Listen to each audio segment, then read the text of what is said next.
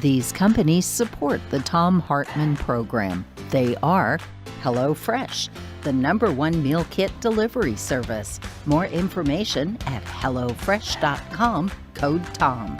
CB Distillery for sleeping and pain relief. More info at cbdistillery.com, code TOM. Dinovite, only the best all-natural pet supplements. More info at dinovite.com. Annie's Kit Clubs, creativity delivered right to your door. More info at annieskitclubs.com/Tom. Wild Alaskan Company, delicious, sustainably sourced seafood delivered right to your door. More information at wildalaskancompany.com/Tom. And Mack Weldon, reinventing men's basics. More info at mackweldon.com/Tom.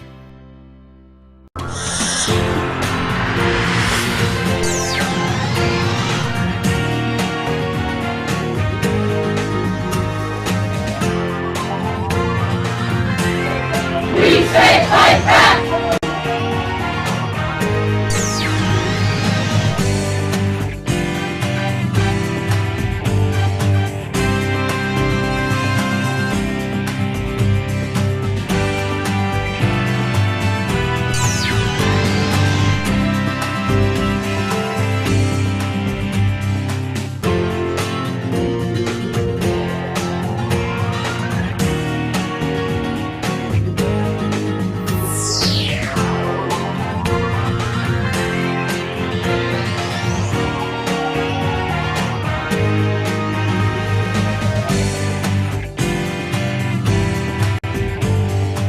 So it is the middle of the week, Mittwoch in German, and the middle of the last week, the very last week of the pledge drive here.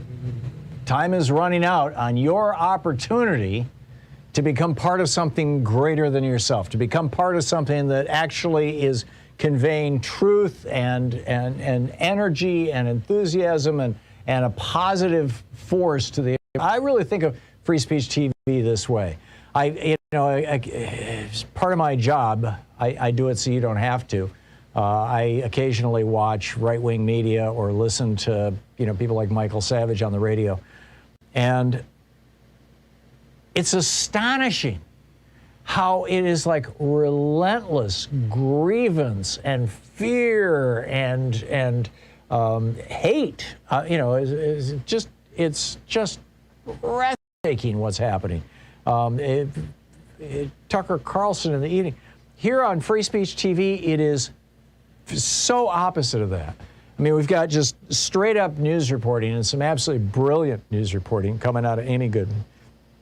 And then you've got this whole spectrum of news and opinion programs, and I think this show kind of falls into that category, where we're offering solutions.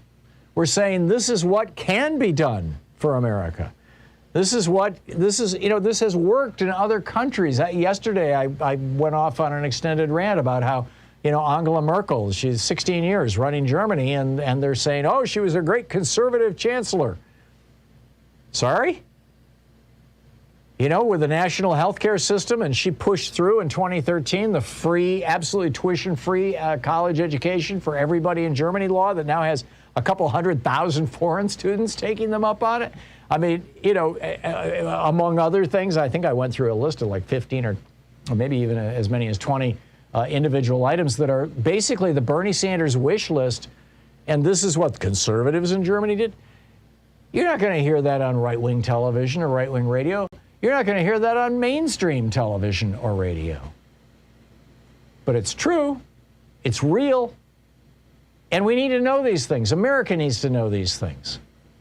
And that's, when Louise and I get up every morning, it's like, what do we really need to talk about today? What are the things that are consequential? What are the things that are going to have a meaningful impact on America? Or if we want to, argue against them, what are the things that are going to hurt us? What are the things that are going to hurt America that we need to be warned about, we need to know about? But it's not the kind of just, facile trash talking that you see over on right-wing media. And it's not the mealy-mouthed kind of mumbling around issues that you hear on corporate media. You'll never hear ABC, CBS, NBC, NPR, any of them say, yeah, Angela Merkel governed for 16 years to the left of Bernie Sanders. It's true, but you'll never hear them say it. So I think it's important that we keep this network going, and I hope you agree with me. And if you do, that you'll call 877-378-8669 right now and make your contribution to Free Speech TV during this program. Call 877-378-8669 or go to freespeech.org or text FSTV to 44321. Bunch of different ways you can get in on this, that you can participate in this game. There are premiums, of course, for your contribution. With a $20 gift, you have your choice of the Free Speech TV bumper sticker, or the Free Speech TV clingy sticker, the clear sticker, the window sticker. With a $50 gift, there are two different types of the very elegant Free Speech TV tote bag. With the $75 gift, you have your choice of the Free Speech TV hat or the Thom Hartmann Program official Thom Hartmann Program mug, which you can't get anywhere else except here. With a $100 gift, there's the Free Speech TV notebook and pen or the Free Speech TV socks. With a $120 gift, you can get an autographed copy of my newest book, The Hidden History of American Healthcare, Why Sickness Bankrupts You and Makes Others Insanely Rich. I think one of the most important books I've ever written, particularly given the debate that we're having in America right now. Also with a $120 gift, there's the Free Speech TV t-shirt. You can choose that. With a $240 gift, there's the Free Speech TV meet and greet, which is, basically Ask Tom Anything, We just hang out for an hour with the people, with our $240 donors, and I'll answer any questions you may have, and it's all off the record. We don't record it. And, say whatever you want.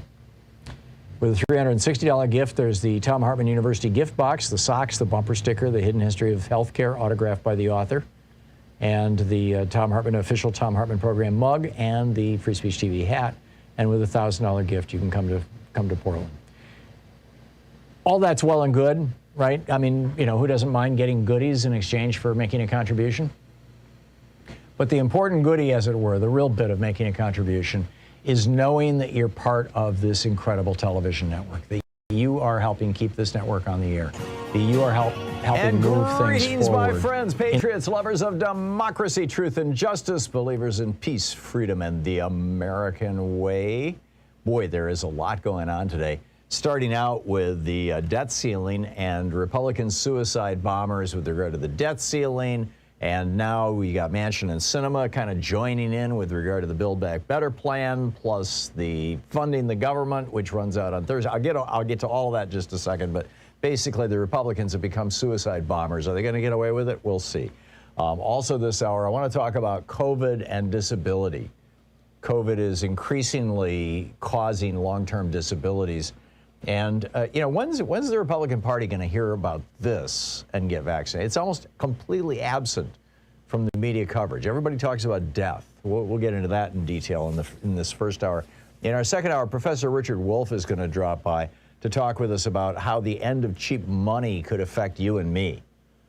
We have 4 central banks now around the world that have raised their lending rates, their interest rates, and the U.S. and the U.K. have said that they're going to. So what does that mean? And why are 19 out of 20 of the top Christian websites on whatever you call them, rooms or groups, I guess, on Facebook, run by troll farms out of the former Soviet Union? What's going on here? We'll get to that in the second hour. And in our third hour, I'm asking the question, is Liz Cheney going to be America's next Margaret Thatcher? I'll let you scratch your head on that one. There is I think, an effort within the war inside the Republican Party. We're getting all this coverage about the war inside the Democratic Party, largely between progressives who are trying to actually do something that would include President Biden, and a few retrograde Democrats who want to continue sucking down the money from big pharma and big fossil fuels, who don't want anything to happen. And so that, it's getting a lot of coverage. But the battle within the Republican Party, the pro-Trump versus anti-Trump, basically, faction, that's not being discussed much at all in the media. And I want to bring that up in the third hour and dig into it. And we've got an amazing crazy alert for you about weird reasons not to get vaccines. But let me dig first right into the issue from today's Hartmann report. And that's about the debt ceiling and Republican suicide bombers threatening to blow up America. That's the title of my piece today at HartmannReport.com. Debt ceiling, Republican suicide bombers threaten America. Mitch McConnell just came out and said it, right? The House passed legislation that would have raised the debt ceiling and funded the government till the end of the year, and he just said, no, we're not going to pass this. Sorry. And we're going to require 60 votes to pass it. We're going to filibuster it. And so, it's like now it can't pass and unless it gets turned into reconciliation, which only takes 50 votes. Reconciliation is only for budget bills and in theory can only be done once a year. Well, it turns out that the Democrats are planning on passing the Build Back Better program, the so-called $3.5 trillion reconciliation bill.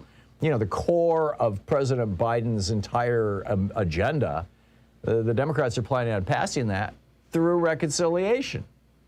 And now you've got Mitch McConnell saying, oh, you thought you were going to use reconciliation for that, huh? Well, I got other plans for you guys. Which raises some interesting questions. I mean, if the Republicans are willing to blow themselves up and blow the country up, I mean, we're talking about the possibility for the first time in the history of the United States of defaulting on our debt, which will echo through everything. You think inflation is bad right now? Just wait until interest rates go up 4 or 5 points. because the federal government can't sell treasuries anymore. And the full faith and credit of the United States has now been called into question, which, by the way, is a violation of the 14th Amendment. I don't know how this even happens, given the 14th Amendment, but that's kind of a side issue right now. Nobody's even talking about. But why is Mitch McConnell doing this? Why is he strapping on this suicide vest and saying he's going to go down in flames, he's going to take the Senate down in flames, and he's going to take the whole country with him? Why would he do that? And frankly, there's two, I think, very simple answers to this question. Number one, he's trying to create chaos and confusion because the Democrats are running the government. He's trying to build a case for putting Republicans back in charge of things in 2022 and 2024. And for the average American who doesn't even know what reconciliation is, but is looking right now and saying, you know, the Democrats talked a good line, but they can't get anything done. I think maybe I'll go back to the Republicans, right? I mean, that's probably 70% of Americans who are, quote, low information voters, maybe even more. So you've got that, number one. In fact, Mitch McConnell said, there's no chance the Republican Conference will go out of our way to help Democrats conserve their time and energy so they can resume ramming through partisan socialism as fast as possible. Right? Which brings us to item number two. They want to make absolutely certain that President Biden's Build Back Better plan, this $3.5 trillion spending plan that would raise taxes on people making over $400,000 a year, not much. It's not going to raise them back to where they were when Trump came into office, but it's going to raise them. And that would raise the corporate minimum tax rate, or the top corporate tax rate. He just absolutely wants to make sure that doesn't happen. Which, again, back to point number one, has the side benefit of making it look like Democrats are just, you know, bumblers, that they can't make anything correct work. They can't accomplish anything. And who's playing into this right now? Kyrsten Sinema and Joe Manchin. And a few Democrats like Scott Peters in California and Kurt Schrader here in Oregon in the House of Representatives who are voting against these things.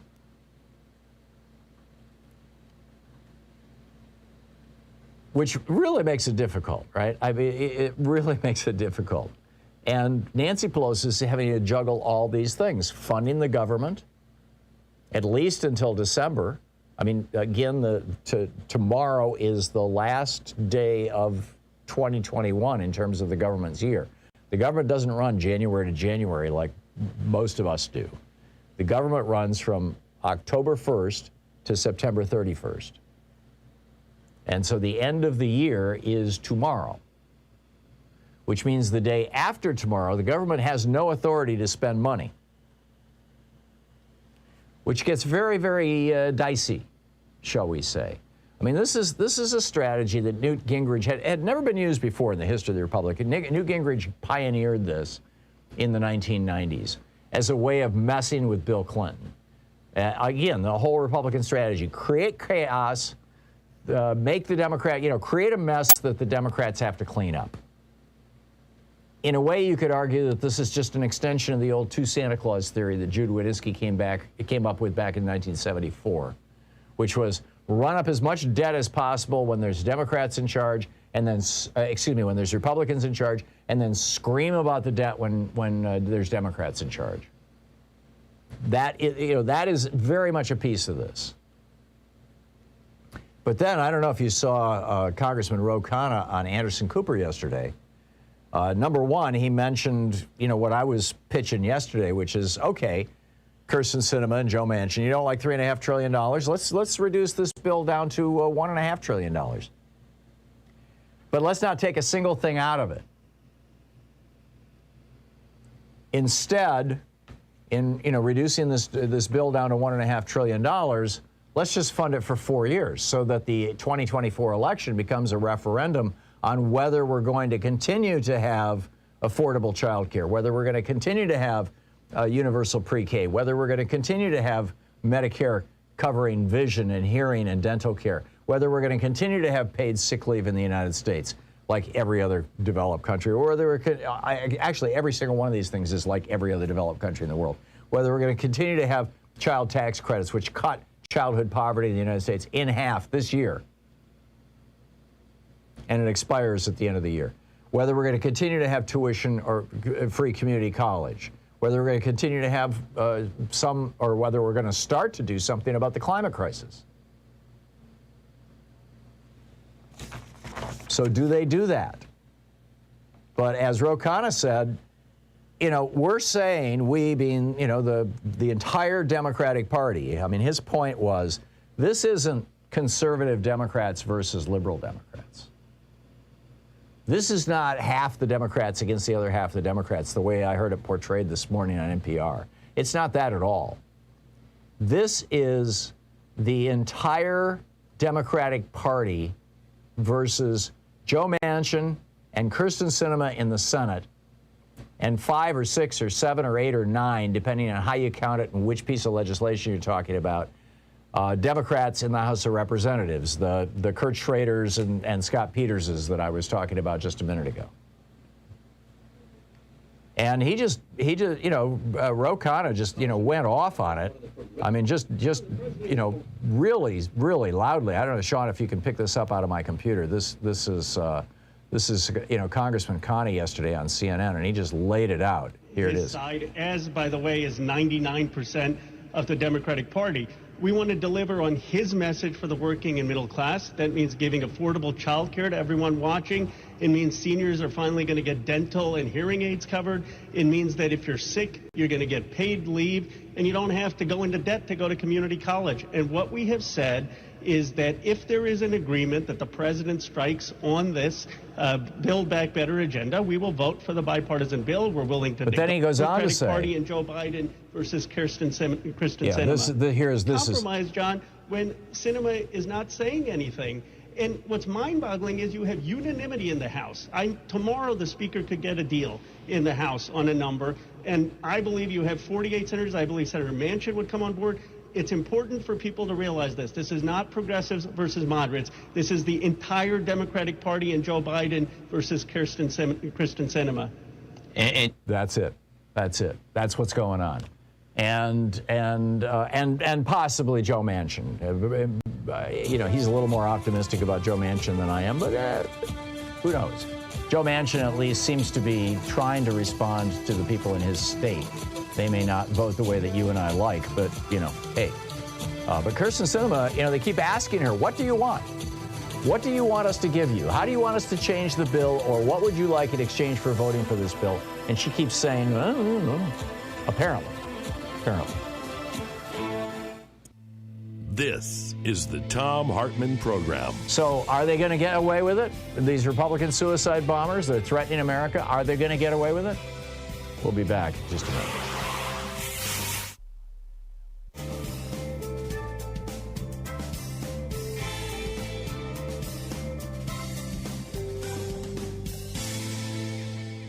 And welcome back. David in North Miami Beach, Florida. Hey, David, what's on your mind today?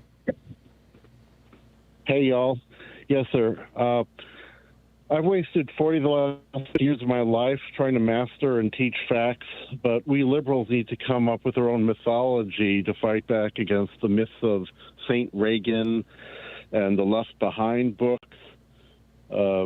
Just like there's now prequels to The Sopranos and Breaking Bad, I don't know, maybe there needs to be a string of prequels to the Andy Griffith Show or All the Family to, how the characters, started out in the post-World War II world where things were actually happening mostly through government programs.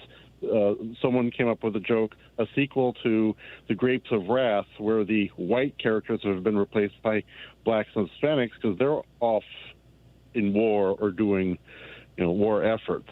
So some kind of mythology, preferably something separate, but that's the starting point. Yeah, that's interesting. I don't think that we need a mythology. Our actual history, the reason that the Republicans need a mythology is because Reagan never did anything to actually help Americans. He actually raised taxes on average working Americans 18 times. The only people he helped was the top 1%, and he did it repeatedly. And so they have to invent a mythology about him to, to basically sell Republicanism and Republican ideology.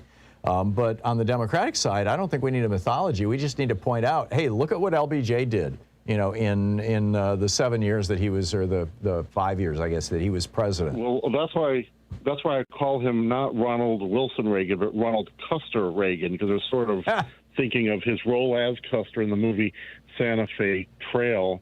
I would settle for a remake of the movie The Court Martial of Billy Mitchell, which is sort of an early version of more recent The Looming Tower, one predicting Pearl Harbor, the other predicting 9/11. Both cases, it was too little too late. And even JFK noted, hey, I'm seeing the same problem in the 1960s as we saw before Pearl Harbor. We don't learn, and of course, history has been canceled. Yeah, but by and large. But what Biden is trying to do right now is we'll see how good a job he can do. I mean, the next couple of weeks are going to tell everything. But what Biden was trying to do was simply, do what FDR and LBJ did, which is produce some really good, high-quality programs that are going to help average Americans, that will have, that will create a legacy, that will, in a lasting way, make America a better and fairer and better place to live. And of course, now Mitch McConnell is throwing everything he can at him to stop that from happening. It's the debt ceiling, and then it's funding the ongoing government. 2009. I'm sorry? I looked at the calendar and I'm seeing 2009 all over again. I'm afraid we're just going to have to get another version of the Tea Party and come 20. Where, it's happening. The new version of the Tea Party is the anti-vax movement, the MAGA movement, the so-called militias. That's the modern day version of it. David, thank you for the call. It's spot on. 22 minutes past the hour. We'll be back. Stick around. I want to talk a little bit about COVID too. We'll be right back.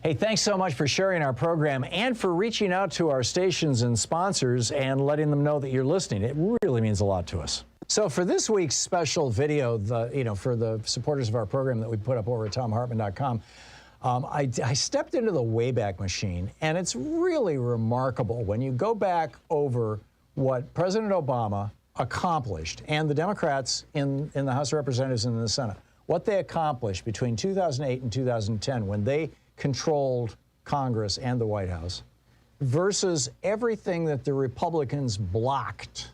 I mean, the Democrats in those 2 years, they saved Chrysler, they saved General Motors, they turned 800,000 monthly job losses into job gains. They increased spending and education spending, decreased the cost of student loans, all kinds of great stuff. But then when the Republicans took over, they blocked a veterans job bill, they blocked Wall Street reform, they blocked immigration reform, they blocked political ad disclosure. And this is just a little tip of the iceberg. You can see the whole video over at ThomHartmann.com. So we've got a new video up over at ThomHartmann.com for supporters of our program about the 14th Amendment. Welcome back. Strange music there. Okay, this is amazing, and they're actually starting to have conversations now inside the Republican Party about, we are killing off our voters. Is that a good thing? Seriously.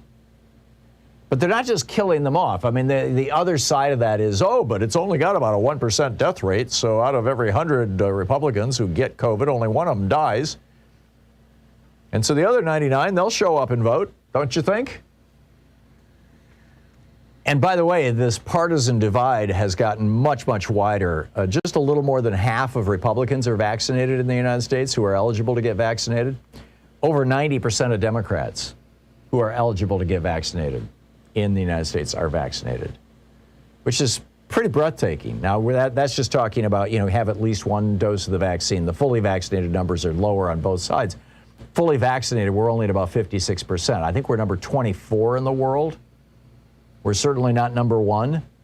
In fact, the countries that are in the top 5 are pretty much opening back up again. The Netherlands just ended virtually all their COVID restrictions. Denmark did 2 weeks ago. Sweden is. Other countries, Taiwan has been back to normal for some time now. Other countries are like, hey, we're all vaccinated, we're good. But in the United States, oh no, we got a problem with the Republicans. But the one thing they're not talking about, and this troubles me, the media is not talking about this. It's not it's not that Democrats need to be informing Republicans about the dangers of getting COVID. Because see, here's the Republican mythology. If you get COVID, you will have lasting immunity. It's like getting chicken pox. You'll be immune for the rest of your life. Well, first of all, we know that that's not true. COVID is more like the common cold, which is also a coronavirus. You can get it every year. You can get it more than once a year. And this is happening. In fact, people who have had COVID are getting it again, and some of them are dying from it. So number one. But there's that mythology. Oh, it's just, it's no problem. Just get COVID and take your Regeneron that Ron DeSantis and Greg Abbott are using, which, by the way, was made with fetal cells. And just take your Regeneron and everything will be good. But the problem is that 37% of patients 3 to 6 months out after they were infected with the virus are still experiencing long COVID symptoms. 37%. So is it going to be that a third of these Republican voters are going to be too sick to even show up to vote? In which case, are they going to be asking for mail-in ballots? And what's that going to do? You're listening to the Thom Hartmann Program. Call 202-808-9925. So when's the media going to start talking about COVID disability? And will the Republican Party hear it and get vaccinated? What do you think?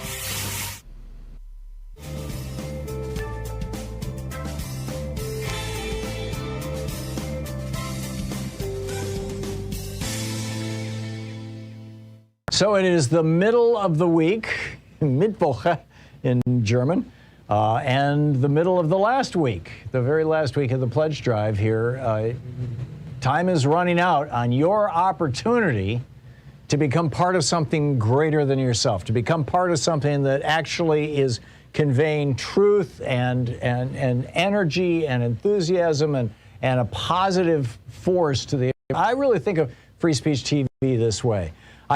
It's part of my job. I do it so you don't have to. I occasionally watch right-wing media or listen to, people like Michael Savage on the radio. And it's astonishing how it is like relentless grievance and fear and hate. It's just breathtaking what's happening. Tucker Carlson in the evening. Here on Free Speech TV, it is so opposite of that. I mean, we've got just straight up news reporting and some absolutely brilliant news reporting coming out of Amy Goodman. And then you've got this whole spectrum of news and opinion programs, and I think, this show kind of falls into that category, where we're offering solutions. We're saying this is what can be done for America. This has worked in other countries. Yesterday, I went off on an extended rant about how, Angela Merkel, she's 16 years running Germany, and they're saying, oh, she was a great conservative chancellor. Sorry? With the national health care system, and she pushed through in 2013 the free, absolutely tuition-free college education for everybody in Germany law that now has a couple 100,000 foreign students taking them up on it. I mean, among other things, I think I went through a list of like 15 or maybe even as many as 20 individual items that are basically the Bernie Sanders wish list. And this is what conservatives in Germany did. You're not going to hear that on right-wing television or right-wing radio. You're not going to hear that on mainstream television or radio. But it's true. It's real. And we need to know these things. America needs to know these things. And that's, you know, when Louise and I get up every morning, it's like, you know, what do we really need to talk about today? What are the things that are consequential? What are the things that are going to have a meaningful impact on America? Or if we want to, you know, argue against them, what are the things that are going to hurt us? What are the things that are going to hurt America that we need to be warned about, we need to know about? But it's not the kind of just, you know, facile trash talking that you see over on right-wing media, and it's not the mealy-mouthed kind of mumbling around issues that you hear on corporate media. You'll never hear ABC, CBS, NBC, NPR, any of them say, yeah, Angela Merkel governed for 16 years to the left of Bernie Sanders. It's true, but you'll never hear them say it. So I think it's important that we keep this network going, and I hope you agree with me. And if you do, that you'll call 877-378-8669 right now and make your contribution to Free Speech TV during this program. Call 877-378-8669 or go to freespeech.org or text FSTV to 44321.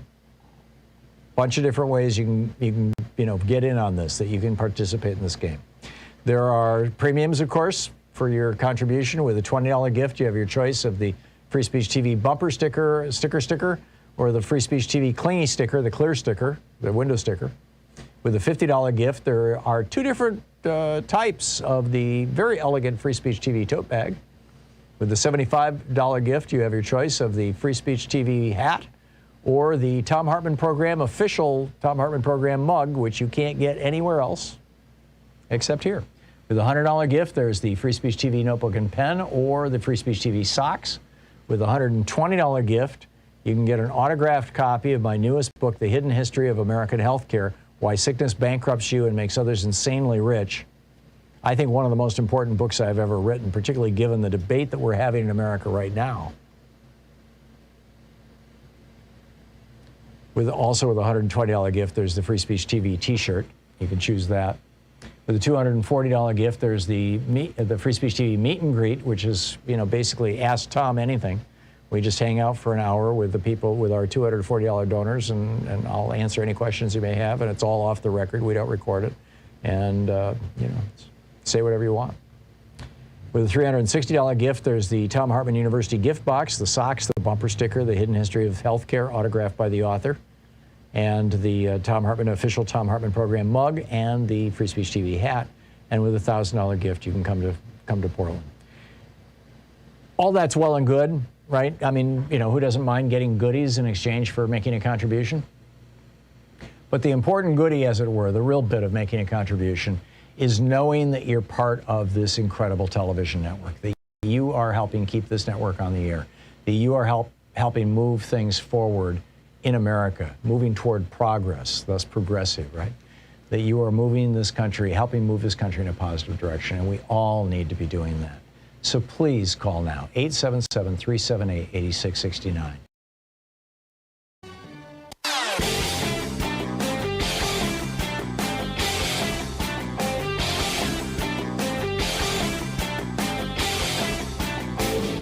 Change starts with you. You can be calling your Democratic or Republican representatives to let them know what you think by calling 202-224-3121. It's the Capitol switchboard. It'll get you right through to them. You know, the media is pushing this crazy narrative that with regard to masks and vaccines and COVID and all this kind of stuff, that America is divided.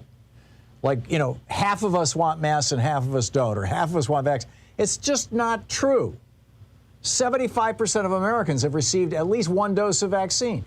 70% of Americans think that we should have mask mandates in all of our schools. Only 17%, this is from the latest Pew studies, polling, only 17% of Americans are opposed to mask mandates in schools. And what we have is this tiny fringe that is being cranked. Now we're learning from China as well as from Russia and perhaps other countries, plus the people in, you know, a relatively small number of people, Trump followers, who think that tearing the country apart is a good thing and somehow it'll hurt Joe Biden and hurt the Democrats in the next election. It's crazy. I got a whole video rant about this over at thomhartmann.com that you can check out.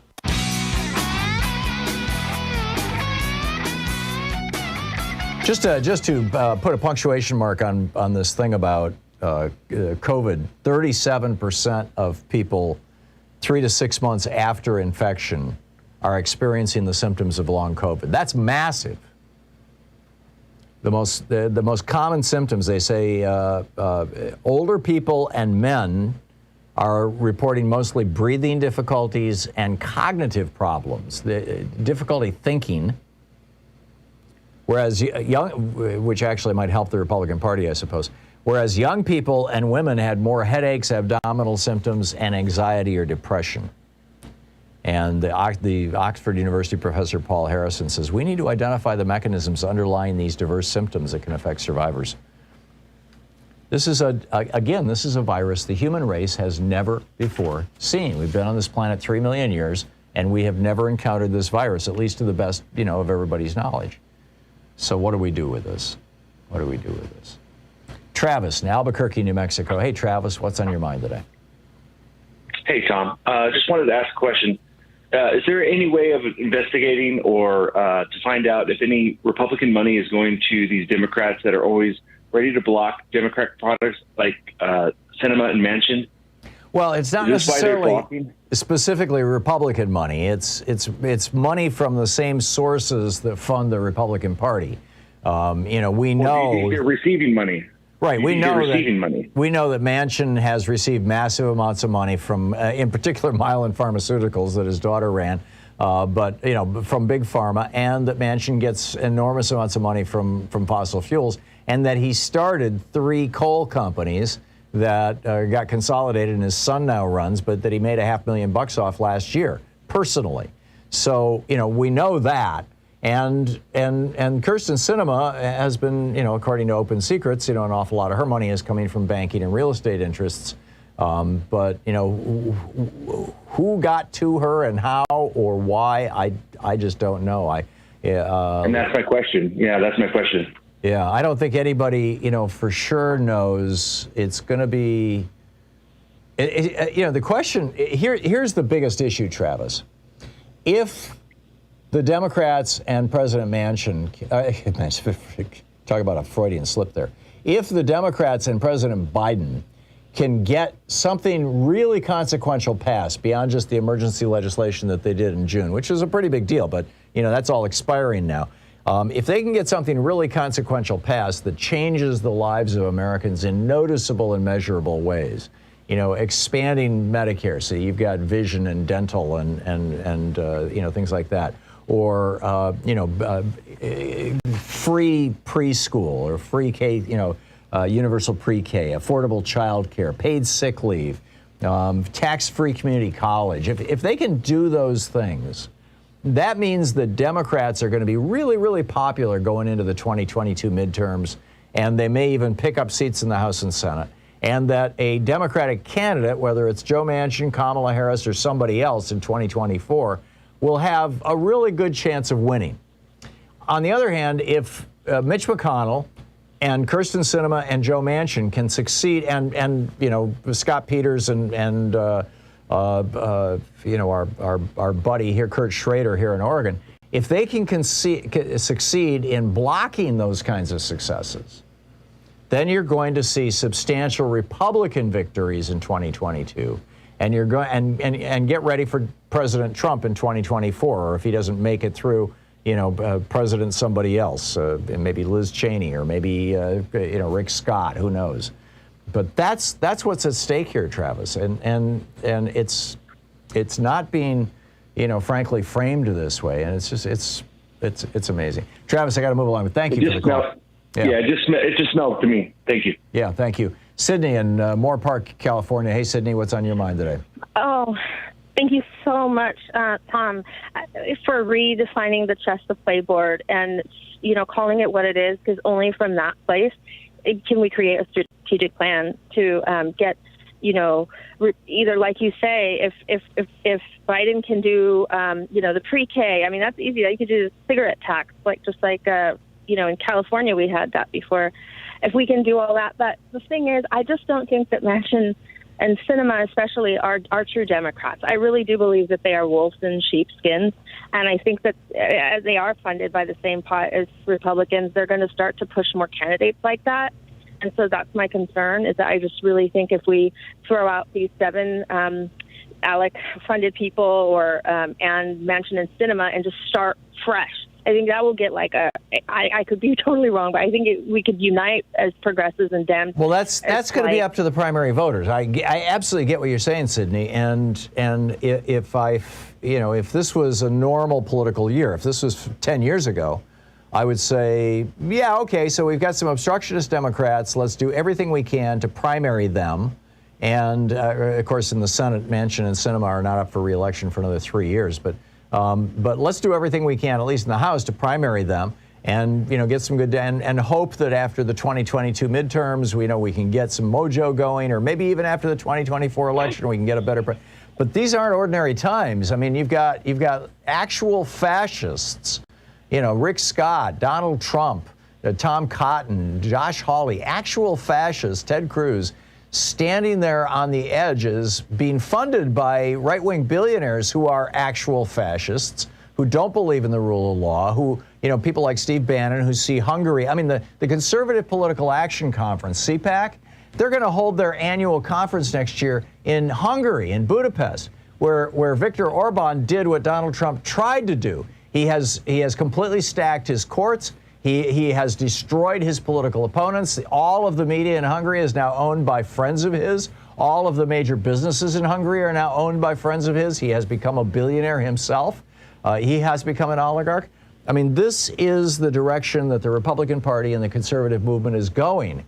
And I'm just really concerned, Sydney, not wanting to be a hysteric or a fearmonger, but I'm really concerned that if McConnell and Manchin and Sinema succeed, and Schrader and Peters and a few of the other Democrats, if they succeed in taking down Joe Manchin's goals, I keep calling him Joe Manchin, Joe Biden's goals, if they succeed in blowing up the Build Back Better initiative, that it is going to so wound the Democrats that these fascists are just going to dance into power in 2022, and they're going to set up the theft of the election in 2024. That's my fear, Sydney. Wow. Thank you for speaking on this. I mean, you make a great point. Yeah, and thank you. Thank you. I'm honored, and we're working from that point. Thank you so much. Yeah, good talking to you, Sydney. Thank you. Tom in Pittsburgh, Pennsylvania. Hey, Tom, what's up?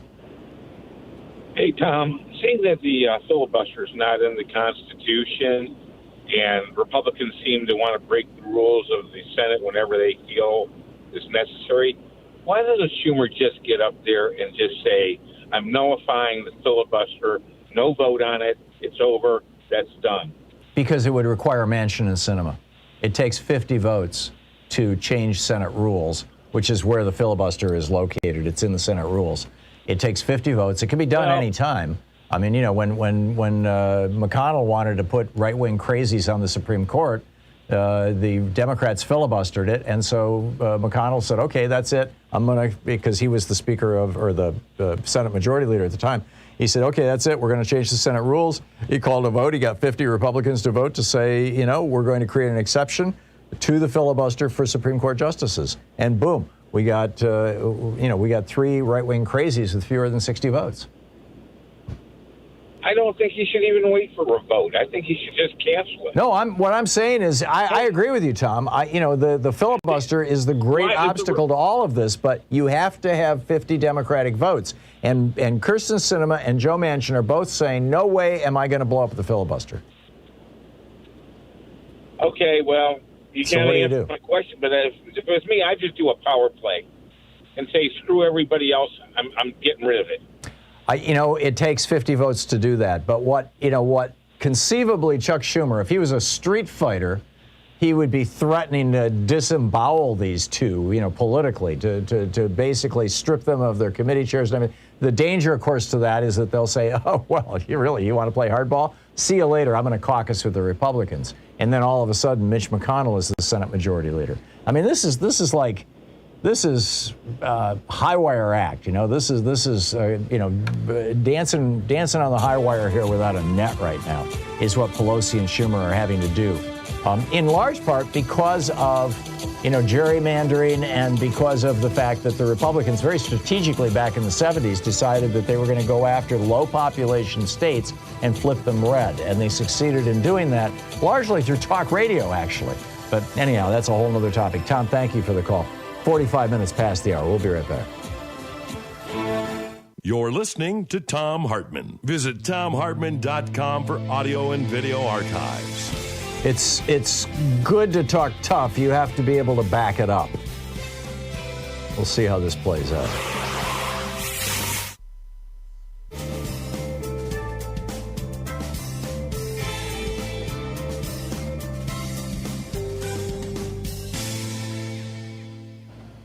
And welcome back.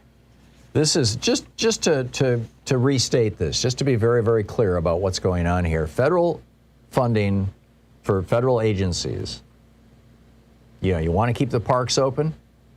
You want to keep the Social Security checks coming, all that stuff. That runs out day after tomorrow. Now, they can move money around for a couple of weeks and still pay some bills and things like that, but it basically runs out day after tomorrow. And that's a crisis. And this is why Chuck Schumer said we can approve this message quickly and send it to the House so it can reach the president's desk before funding expires at midnight tomorrow. But it's going to it's going to have to get through the Senate. And he sent that over to the Senate. It raised the debt ceiling. It funded the government until December 3rd, I think it was. Until December, anyway. It kind of got us past this period of time so that Schumer and the Democrats could go back to discussing things like the Build Back Better plan. And what did Mitch McConnell say? He said, oh, you think you're going to talk about building back better? You think you're going to talk about expanding Medicare? You think you're going to talk about, giving universal pre-K to kids in America? No, the billionaires don't want that. They don't want their taxes to go up to pay for helping out the average American. The billionaires who fund Mitch McConnell are saying, no, we don't want any part of this. We think it's socialism.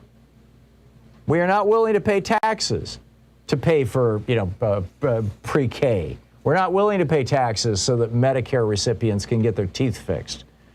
The billionaires who fund the Republican Party and a couple of Democrats are saying, no, we're not willing to fund paid sick leave. We're just fine with the United States literally being the only developed country in the world where the guy serving your food in the restaurant may have shown up sick to work and might have sneezed flu or tuberculosis or God only knows what all over your food because he or she is afraid to not show up for work because, they can't afford not to. And the billionaires are like, it's fine with us. We have our own live-in chefs. We don't care if people show up to work sick. We own the factories, but we don't have to go in them, after all. I mean, let's just be really clear about what's going on here. You've got a billionaire class that does not want to pay for any of these things that would improve the lives of average Americans. People who live in other developed countries do not fear getting sick. They're not worried that it's going to bankrupt their families. They don't fear their children never getting a decent education or being in their 40s and 50s before they pay off their student debt and can start a family or buy a house. They just don't fear that in other developed countries because it's not the case. Every other developed country has basically free college and a national health care system of some kind. We don't. Why? Because we've got a bunch of billionaires that the Supreme Court said may own politicians who don't want to pay for it. And even if they were willing to pay for it, they don't want it to happen because they philosophically oppose it. It's socialism, don't you know? They're too busy reading Milton Friedman and Frederick Hayek. Anyhow, I'll pick up more of your phone calls right after the break. Stick around. It is 49 minutes past the hour.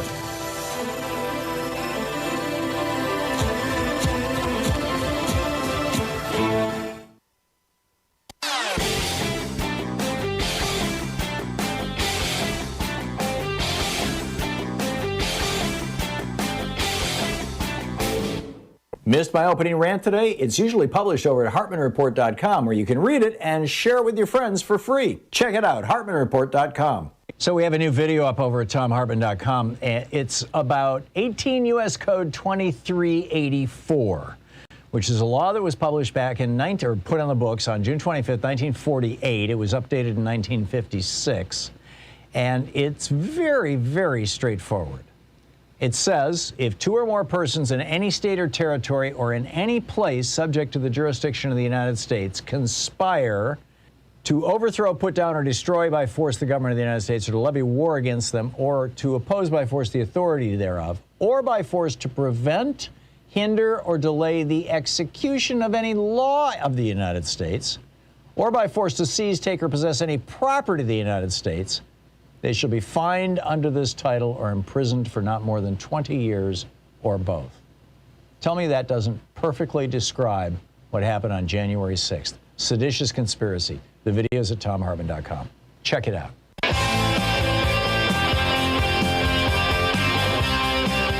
And welcome back. Thom Hartmann here with you and Walt in Friday Harbor, Washington. Hey, Walt, what's up? Well, I would like to know what your opinion of minting the coin would be. I've heard about that recently. Yeah. And it'll pay back the deficit or whatever. Yeah, this was first proposed about a decade ago. It's and was picked up and has become kind of integrated into the modern monetary theory ideology or worldview. We've had a couple of modern monetary theory folks on this program talking about it. And basically, here's how it works, Walt, for people who don't know what you and I are talking about. The Constitution defines basically two kinds of money that the United States has. And we have two kinds of money that come from different sources. If you look at the dollar bills in your pocket, the paper money, it all says Federal Reserve note. It comes from the Federal Reserve. The Treasury has no control over the Federal Reserve. And so the Federal Reserve issues our money and all that kind of thing. But Article 1, Section 8 of the Constitution authorizes the federal government, specifically the Treasury Department, to mint coins and determine their value. And so the Treasury Department, which is part of the federal government and answers to Joe Biden, the Treasury Department could mint one coin, ideally a platinum coin, because the law actually provides for that a platinum coin, that we can define the value of it. Define its value as being $1 trillion, print it, hand it to themselves, and take that $1 trillion coin and deposit it in the federal government and say, we're going to use this to fund the government for the next year going forward, or the next 3 months going forward, or we're going to use this to pay down part of the national debt, or we're going to use this for whatever. In fact, they could mint 10 of them. They could mint 20 of them and wipe out the entire national debt if they wanted. The problem with this, and the reason why it's never going to happen, no administration is willing to do this, is that the two ways that you get out of control inflation are, number one, core commodity prices go up in a way that you can't control. We saw this in the 70s, the late 60s and early 70s, when the Arabs twice shut off the supply of oil to the United States. Price of oil went through the roof. As a result of that, the price of everything else went through the roof. And so you had inflation. We're seeing that right now, in fact, to a certain extent with building materials, because we're having so many natural disasters, so many homes need to be repaired, that the cost of building materials are going up, and that's causing inflation right across the general economy. So that's one way. The other way is debasing your currency, putting into the world more currency than you had before, so you've got more dollars chasing the same number of goods and services. Now, minting $6 trillion worth of coins and throwing them into the Treasury would not cause that problem. It's not big enough. It would require a hell of a lot more than that. The Fed created $24 trillion in 2009 just to deal with the Bush crash of 2008. But they were then able to kind of wind part of that back down. But it wouldn't be a problem, except that the way it would look to everybody else in the world would be that that's what we were doing. Every other country in the world would go, wait a minute, we can't do that. We can't just, mint money like that. It's totally a violation, for example, the rules of the European Union. And that might cause a shift away from the dollar as the reserve currency for the world And that would create chaos that would echo for generations in the United States.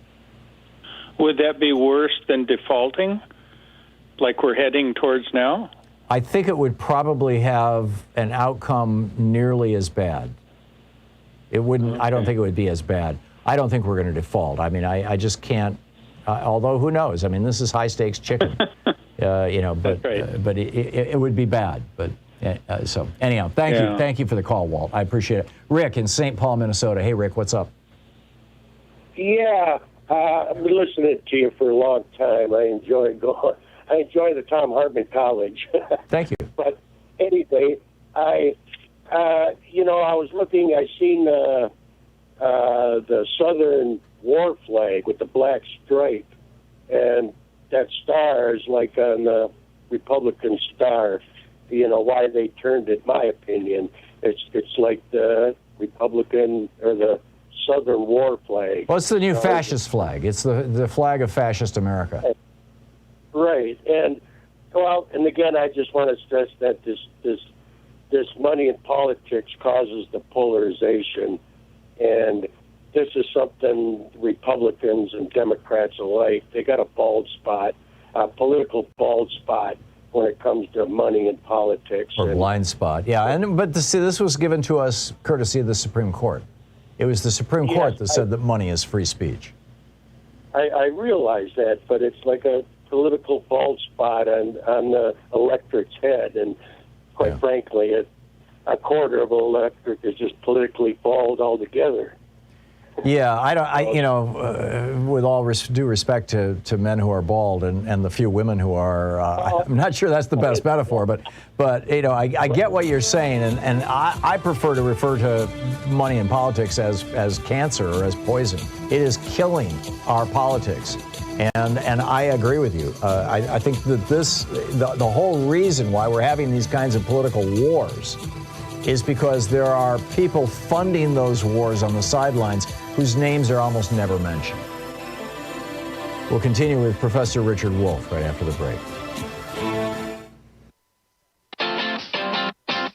You're listening to Thom Hartmann.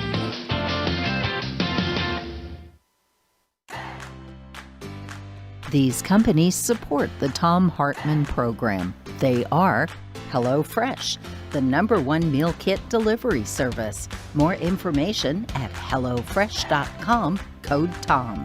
CB Distillery for sleeping and pain relief. More info at cbdistillery.com, code TOM. Dinovite, only the best all-natural pet supplements. More info at dinovite.com. Annie's Kit Clubs, creativity delivered right to your door. More info at annieskitclubs.com/Tom. Wild Alaskan Company, delicious, sustainably sourced seafood delivered right to your door. More information at wildalaskancompany.com/Tom. And Mack Weldon, reinventing men's basics. More info at mackweldon.com/Tom.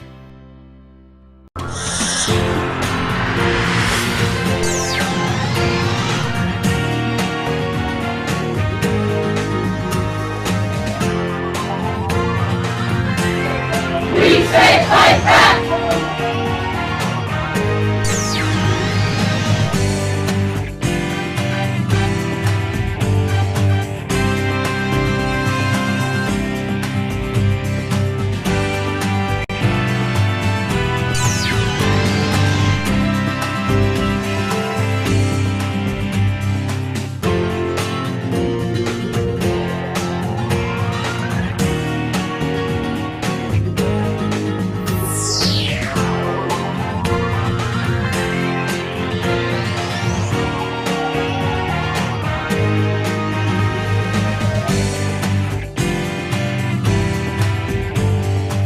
So it is the middle of the week, Mittwoch in German, and the middle of the last week, the very last week of the pledge drive here.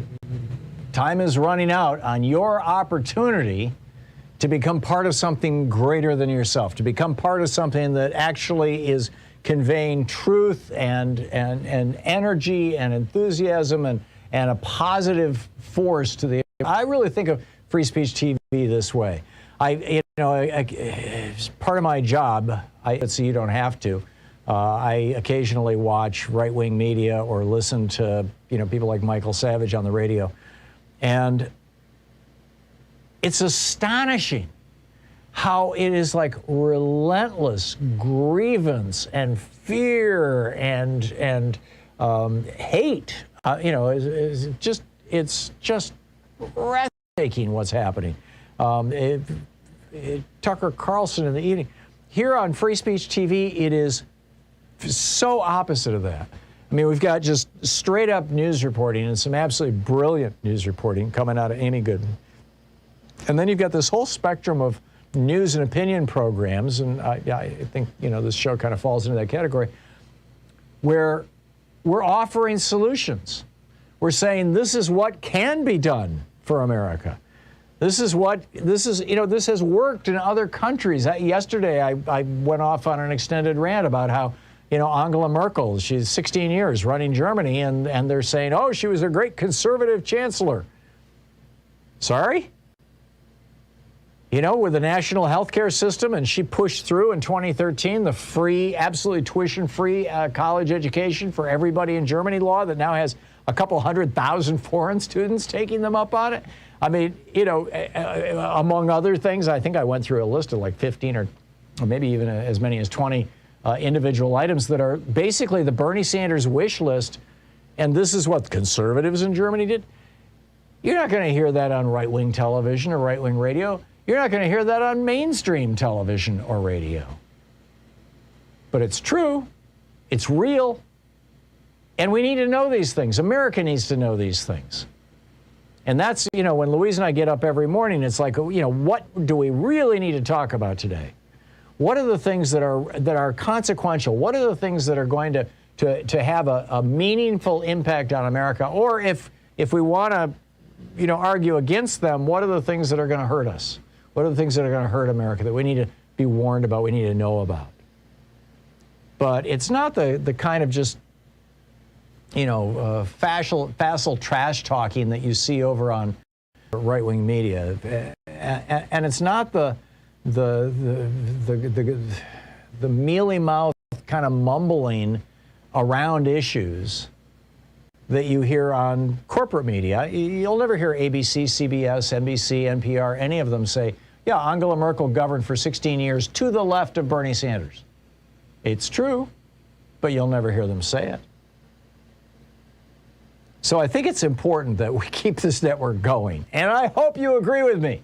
And if you do, that you'll call 877-378-8669 right now and make your contribution to Free Speech TV during this program. Call 877-378-8669 or go to freespeech.org or text FSTV to 44321. Bunch of different ways you can get in on this, that you can participate in this game. There are premiums, of course, for your contribution. With a $20 gift, you have your choice of the Free Speech TV bumper sticker, or the Free Speech TV clingy sticker, the clear sticker, the window sticker. With a $50 gift, there are two different types of the very elegant Free Speech TV tote bag.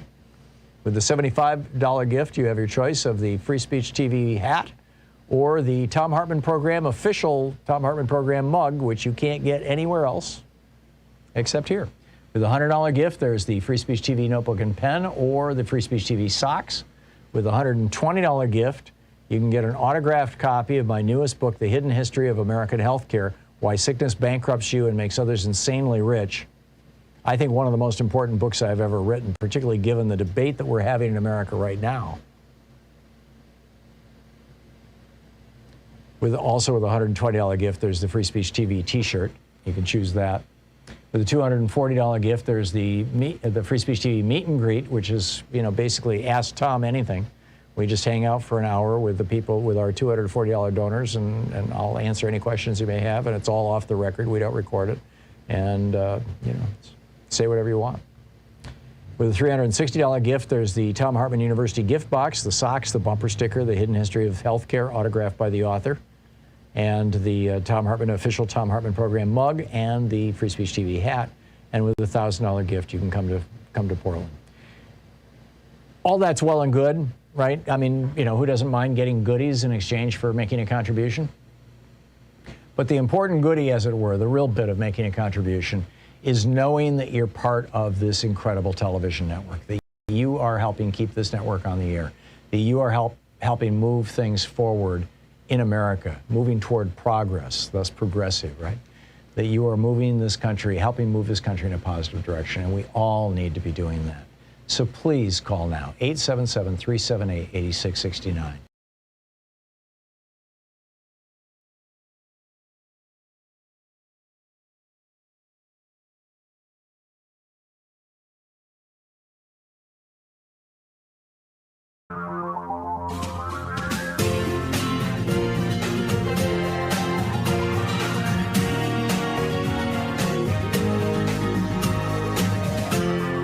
This is the Thom Hartmann Program. Welcome back to the second hour of our program. So Norges Bank, the Norwegian central bank, announced last week that they were raising interest rates 1/4 point. Usually the Norwegian bank is not like a big deal, but this was at the top of the Financial Times over the weekend. 4 emerging economy central banks, Pakistan, Hungary, Paraguay, and Brazil, along with Norway, have raised their interest rates. And the U.S. Fed and the Bank of England have both said, yeah, we're thinking about doing the same thing. What does this mean for us? What are these grand cycles of interest rates going up and down? And what do they have to do with our average everyday lives? Professor Richard Wolff is on the line with us, the economist, co-founder of democracyatwork.info, the author of numerous books, his most recent, also available as an ebook, The Sickness is the System, When Capitalism Fails to Save Us from Pandemics or Itself, democracyatwork.info, rdwolf with 2fs.com, and Prof. Wolff over on Twitter. Professor Wolff, welcome back. What do you think? What is this? What's the deal here? What's going on with this? Well, capitalism is a roller coaster. And now that it's in its old age, the roller coaster is getting even wobblier than it was before. Here's what I mean. We crashed 3 times in this new century. The dot-com crash in 2000, the subprime mortgage crash in 2008, and the so-called COVID crash that we're still living in. In each case, the Federal Reserve in this country, which is our central bank, did what every other central bank in the world did, try to keep the damage from overwhelming the economy by pouring wild amounts of money, fresh, new, minted money into the economy, stimulating spending every which way they could think of to prevent the economy from crashing. And no more so than in this last one, which is also the worst one of this century. Now there's a problem, which people have been talking about. If you keep pumping up the money, but you don't increase correspondingly the output of goods and services, and that's exactly what's happened, much more increase in money than increase in output, you run a risk. We haven't had to face the risk for the last 10 years or so, but that doesn't mean the risk isn't there. And the risk is simply that all that extra money will begin to chase a not so much increased quantity of goods and services, thereby producing what we call an inflation, a general rise in prices. Now, it didn't happen for a while for all kinds of reasons we could discuss, but starting last year, it began to happen, and it has been happening ever since. Prices of many things in the world are up 10, 20%, particularly food around the world, which immediately impacts people, and it's beginning to frighten the governments around the world because just as the collapse into a recession and depression threatened capitalism in earlier years of this century, an inflation that wipes out the spending power of millions of employees around the world is also a threat to capitalism. So now they want to slow down the rise in prices, and the way they've chosen to do that is by raising interest rates, because that makes people less willing to borrow, therefore less willing to spend or less able to, and the hope is that by people spending less, it will persuade companies not to raise prices since they're already facing a diminution or a decline in what people have can afford to buy. So it's a wobbly system provoking a wobbly government response, and you should think of the economy as being knocked back and forth like a pendulum in a system that doesn't work real well and is now putting us first on one extreme and now on the other. How do you think this is going to play out? Are you expecting increases, substantial increases in inflation? Or on the other hand, I mean, the other danger here is the Fed overplays their hand, raises interest rates too far, too fast, and crashes the economy again, throws us into a recession. Right. You know, for the last 20 years, the fear has been that the Fed wouldn't step in with enough to prevent us from collapsing.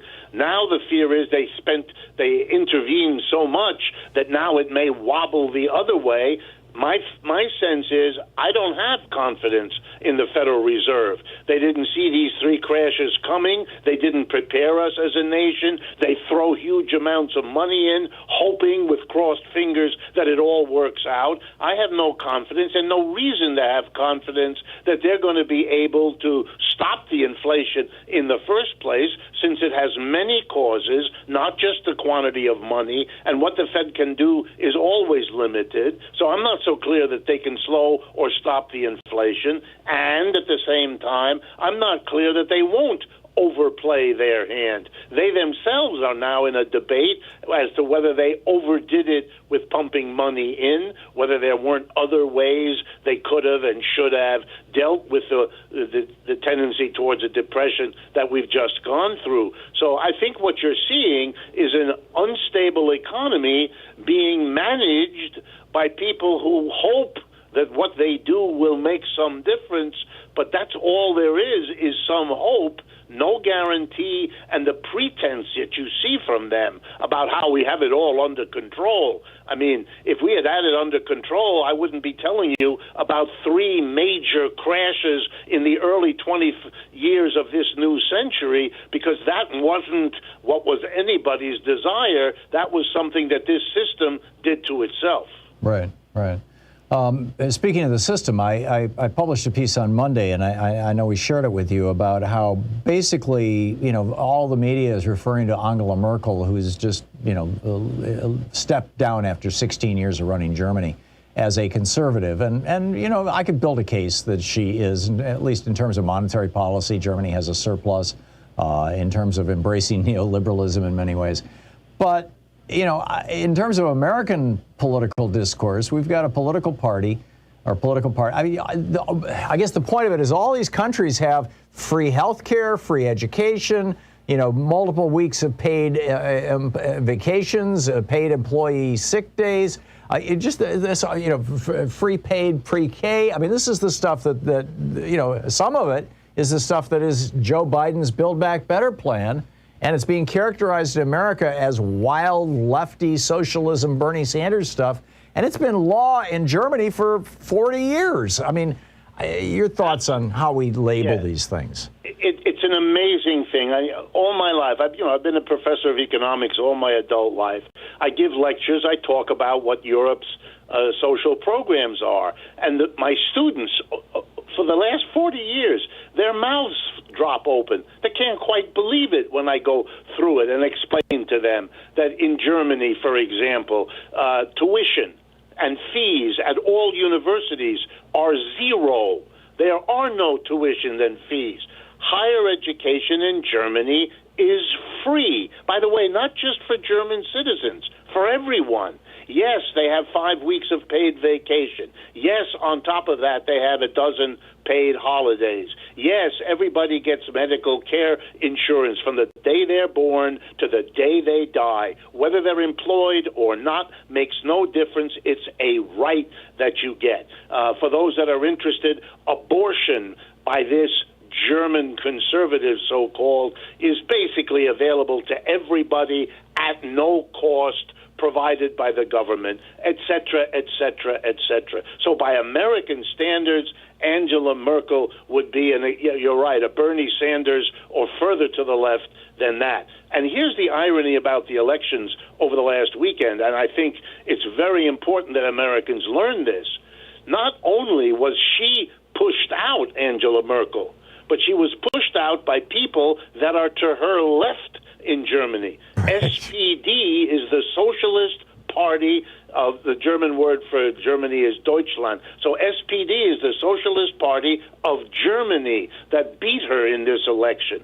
But even more important than that, Tom, is the referendum that passed 56% to 39% in the city of Berlin, the capital. Here's what that referendum was for: that the government of Berlin would nationalize all apartments in Germany that are owned by landlords who have more than 1,000 apartments. This covers about 250,000 apartments, 240,000 to be correct, in Berlin, that will now be purchased by the city in order to provide, get ready now, low-rent, affordable housing so that the city of Berlin doesn't get gentrified to be out of reach of the vast majority of the German citizens. It's a non-binding referendum in the sense that now there has to be negotiation about how to implement, but the 56 to 39% is a much larger percentage than voted for the new government. So the mass of the people voted in a massive show. They want public housing. They don't want private housing. They want affordable rents. And they are going to use what we call in America the law of eminent domain, the right for the community to take property when it's in the social interest of the community as a whole. It's an amazing achievement in Berlin and deserves the publicity it has not gotten. Amen. Amen. Thank you, Professor Richard Wolff. Always great talking with you. Thanks for dropping by today. Okay, Tom. Great having you with us. We will be back, and Professor Wolff's website, democracyatwork.info. This is the Thom Hartmann Program. So, an end to super cheap money? That's interesting. And Germany, conservative? No, not so much. We'll be right back.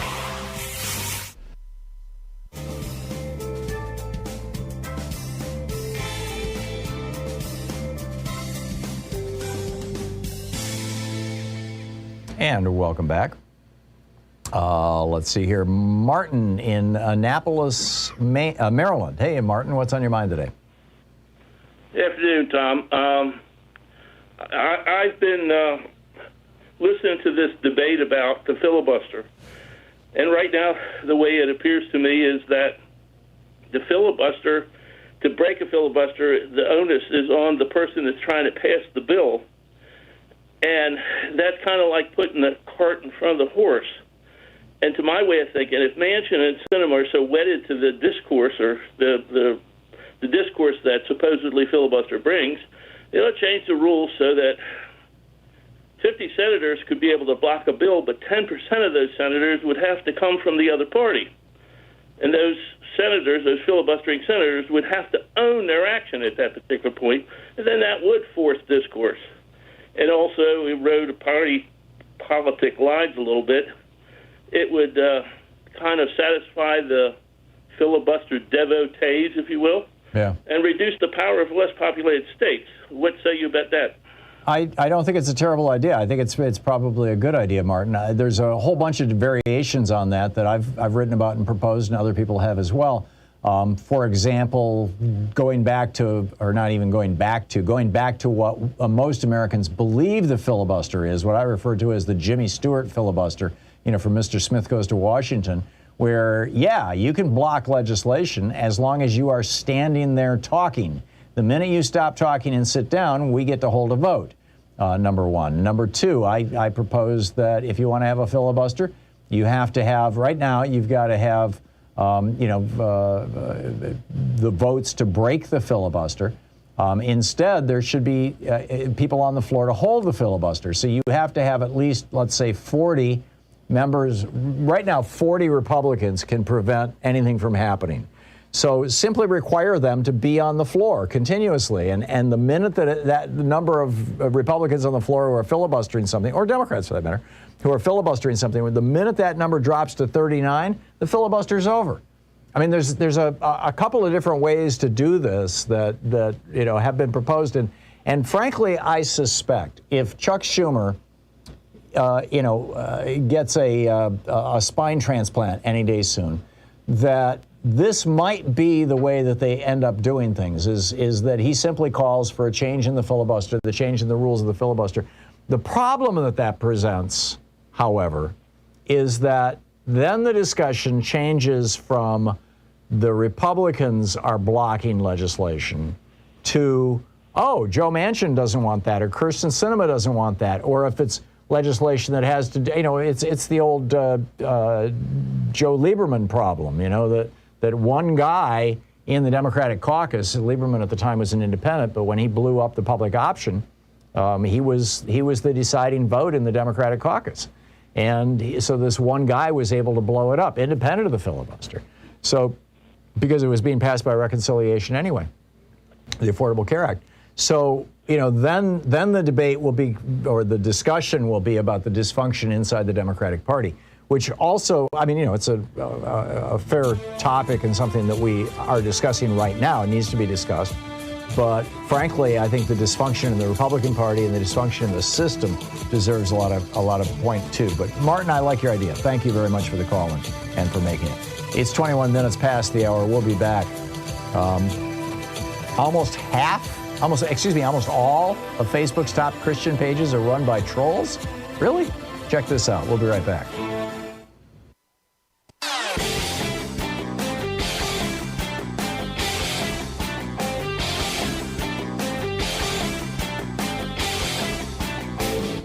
Our 1 hour free podcast recaps our show, and it's available wherever fine podcasts are found. And we have the full 3 hour podcast available over at thomhartmann.com if you want to really support our program. So for this week's special video, for the supporters of our program that we put up over at thomhartmann.com, I stepped into the Wayback Machine, and it's really remarkable when you go back over what President Obama accomplished and the Democrats in the House of Representatives and in the Senate. What they accomplished between 2008 and 2010 when they controlled Congress and the White House versus everything that the Republicans blocked. I mean, the Democrats in those 2 years, they saved Chrysler, they saved General Motors, they turned 800,000 monthly job losses into job gains. They increased spending and education spending, decreased the cost of student loans, all kinds of great stuff. But then when the Republicans took over, they blocked a veterans job bill, they blocked Wall Street reform, they blocked immigration reform, they blocked political ad disclosure. And this is just a little tip of the iceberg. You can see the whole video over at thomhartmann.com.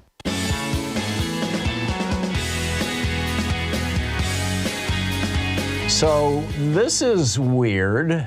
This Tyler Huckabee writing over at, let's see, which website is this? Oh, it's Relevant Magazine. So it's just an absolutely fascinating story. The MIT Technology Review has just gotten a hold of some leaked internal Facebook documents. So this is stuff that Facebook knew was going on. And somehow somebody inside Facebook decided to leak this to MIT. MIT published it. And here's the story. Actually, let me give you a little bit of backstory first off. Last week on this program, I did a story about how evangelical Christians or white evangelicals are now, when you look at the surveys that are done of these folks, more committed to Donald Trump than to Jesus Christ. They more strongly identify as Republicans, and specifically as Trump Republicans. They more closely identify as Republicans than they do with the values of Christianity, with the teachings of Jesus. On point after point after point.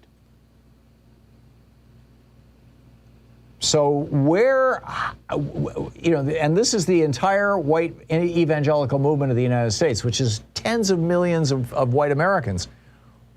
How did this happen? Well, now we're finding out. This is the story by Tyler Huckabee over at Relevant Magazine. 19 of Facebook's top 20 pages for American Christians are run by Eastern European troll farms overseas. These people are pretending to be Americans. People assume that they're Americans. They are not. This is coordinated among foreign professionals working together to spread provocative content in the United States. Basically, they're trying to take down our country, and they're using religion to do it, and politics, obviously. Collectively, their Christian Facebook pages reach 75 million users a month. How are they reaching all these people? It's Facebook's algorithm that's pushing people into it because, hey, you know, divisive stuff increases engagement.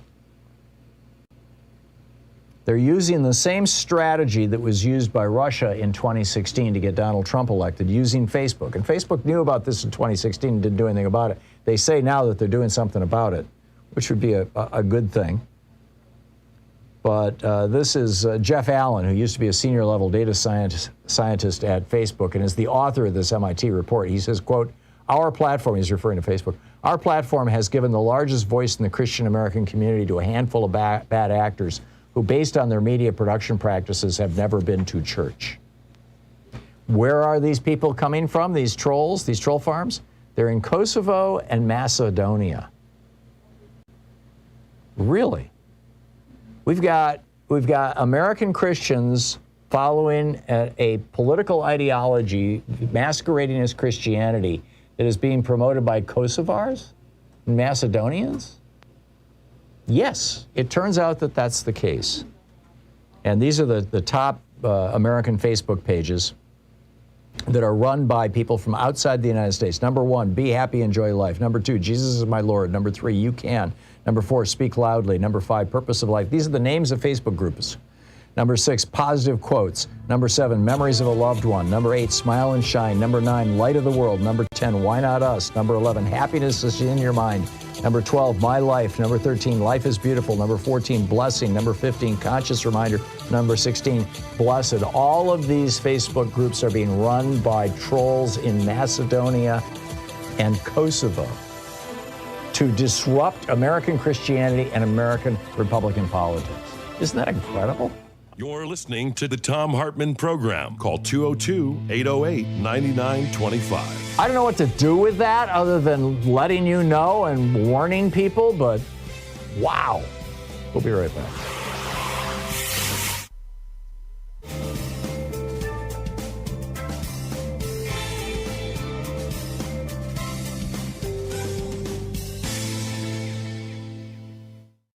So it is the middle of the week, Mittwoch in German, and the middle of the last week, the very last week of the pledge drive here. Time is running out on your opportunity to become part of something greater than yourself, to become part of something that actually is conveying truth and energy and enthusiasm and a positive force to the. I really think of Free Speech TV this way. It's part of my job. I do it so you don't have to.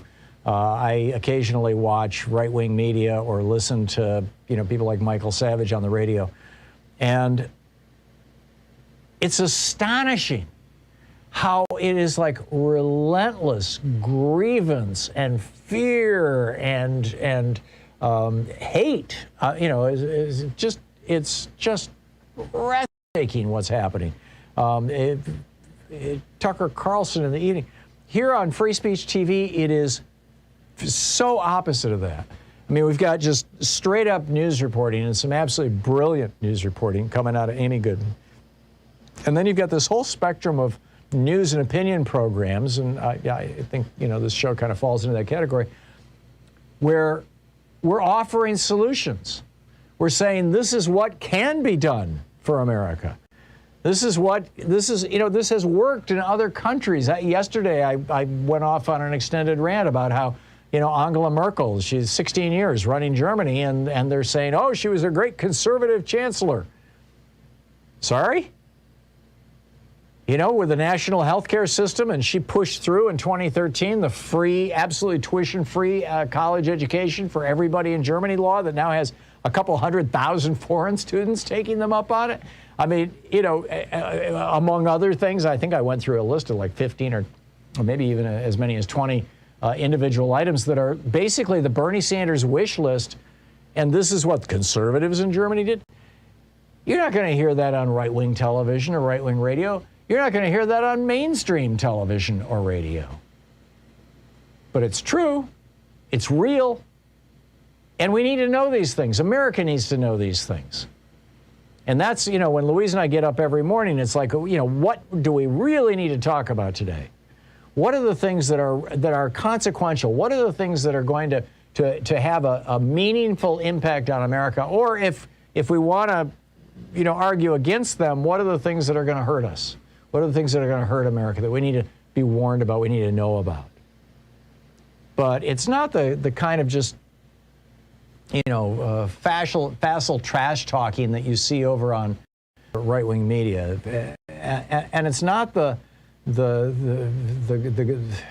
mealy-mouthed kind of mumbling around issues that you hear on corporate media. You'll never hear ABC, CBS, NBC, NPR, any of them say, yeah, Angela Merkel governed for 16 years to the left of Bernie Sanders. It's true, but you'll never hear them say it. So I think it's important that we keep this network going, and I hope you agree with me. And if you do, that you'll call 877-378-8669 right now and make your contribution to Free Speech TV during this program. Call 877-378-8669 or go to freespeech.org or text FSTV to 44321. Bunch of different ways you can get in on this, that you can participate in this game. There are premiums, of course, for your contribution. With a $20 gift, you have your choice of the Free Speech TV bumper sticker, or the Free Speech TV clingy sticker, the clear sticker, the window sticker. With a $50 gift, there are two different types of the very elegant Free Speech TV tote bag. With the $75 gift, you have your choice of the Free Speech TV hat or the Thom Hartmann Program official Thom Hartmann Program mug, which you can't get anywhere else except here. With a $100 gift, there's the Free Speech TV notebook and pen or the Free Speech TV socks. With a $120 gift, you can get an autographed copy of my newest book, The Hidden History of American Healthcare, Why Sickness Bankrupts You and Makes Others Insanely Rich. I think one of the most important books I've ever written, particularly given the debate that we're having in America right now.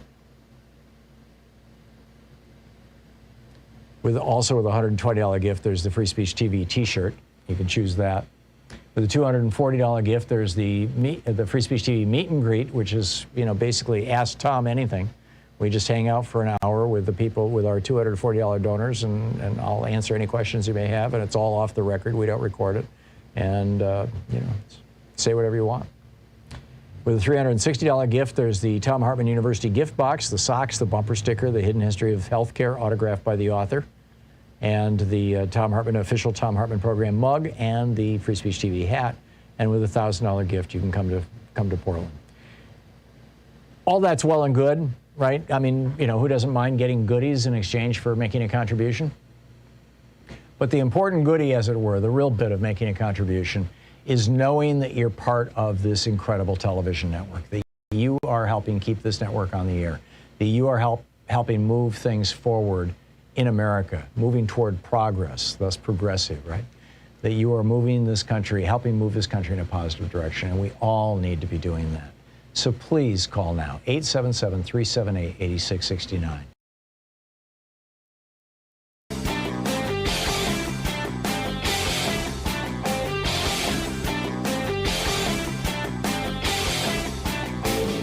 Share the Thom Hartmann Program with your friends. We're available on SiriusXM, Free Speech TV, Pacifica, commercial stations nationwide, YouTube, Twitter, Facebook, on the Thom Hartmann app, and you can even tell your smart speaker to listen to the Thom Hartmann Program. So there are actually some substantial differences between the Taliban, the Afghanistan. His Secretary of State his Defense Secretary and his National Security Advisor referred to as surrender documents back in early 2020. There's a difference between the Taliban and ISIS, or even K-ISIS, which is how they're identifying the ISIS group that has emerged in Afghanistan. The main difference is that the Taliban's ambitions are largely confined to Afghanistan. They want to be a regional force. They were the government of Afghanistan before. They want to be the government of Afghanistan again. ISIS, on the other hand, wants to reestablish the entire caliphate across the Middle East, across Northern Africa, across parts of Southern Europe. And this is going to bring these two into conflict. I've got a whole video about this over at thomhartmann.com for folks who support the program. Check it out. And welcome back. Just making a note here to myself. Let's pick up some of your phone calls and see what's going on. Hey, Hugh in Orlando, Florida. You have an idea? Hey, good afternoon, Tom. Yes, I do. Here is my idea, and it's a very simple one. I think that Joe Biden needs to do the exact same thing that Donald Trump did, and that is just ignore stuff that he doesn't like. So, for example, instead of pulling our hair out, stressing about the debt ceiling, I think that Joe Biden should direct Secretary Yellen to just ignore it, to just continue to pay our bills, issue our Social Security payments, pay our military. And if the Republicans start screaming about the debt ceiling, then Joe Biden can say that's unconstitutional. It's against the 14th Amendment. The full faith and credit will be respected.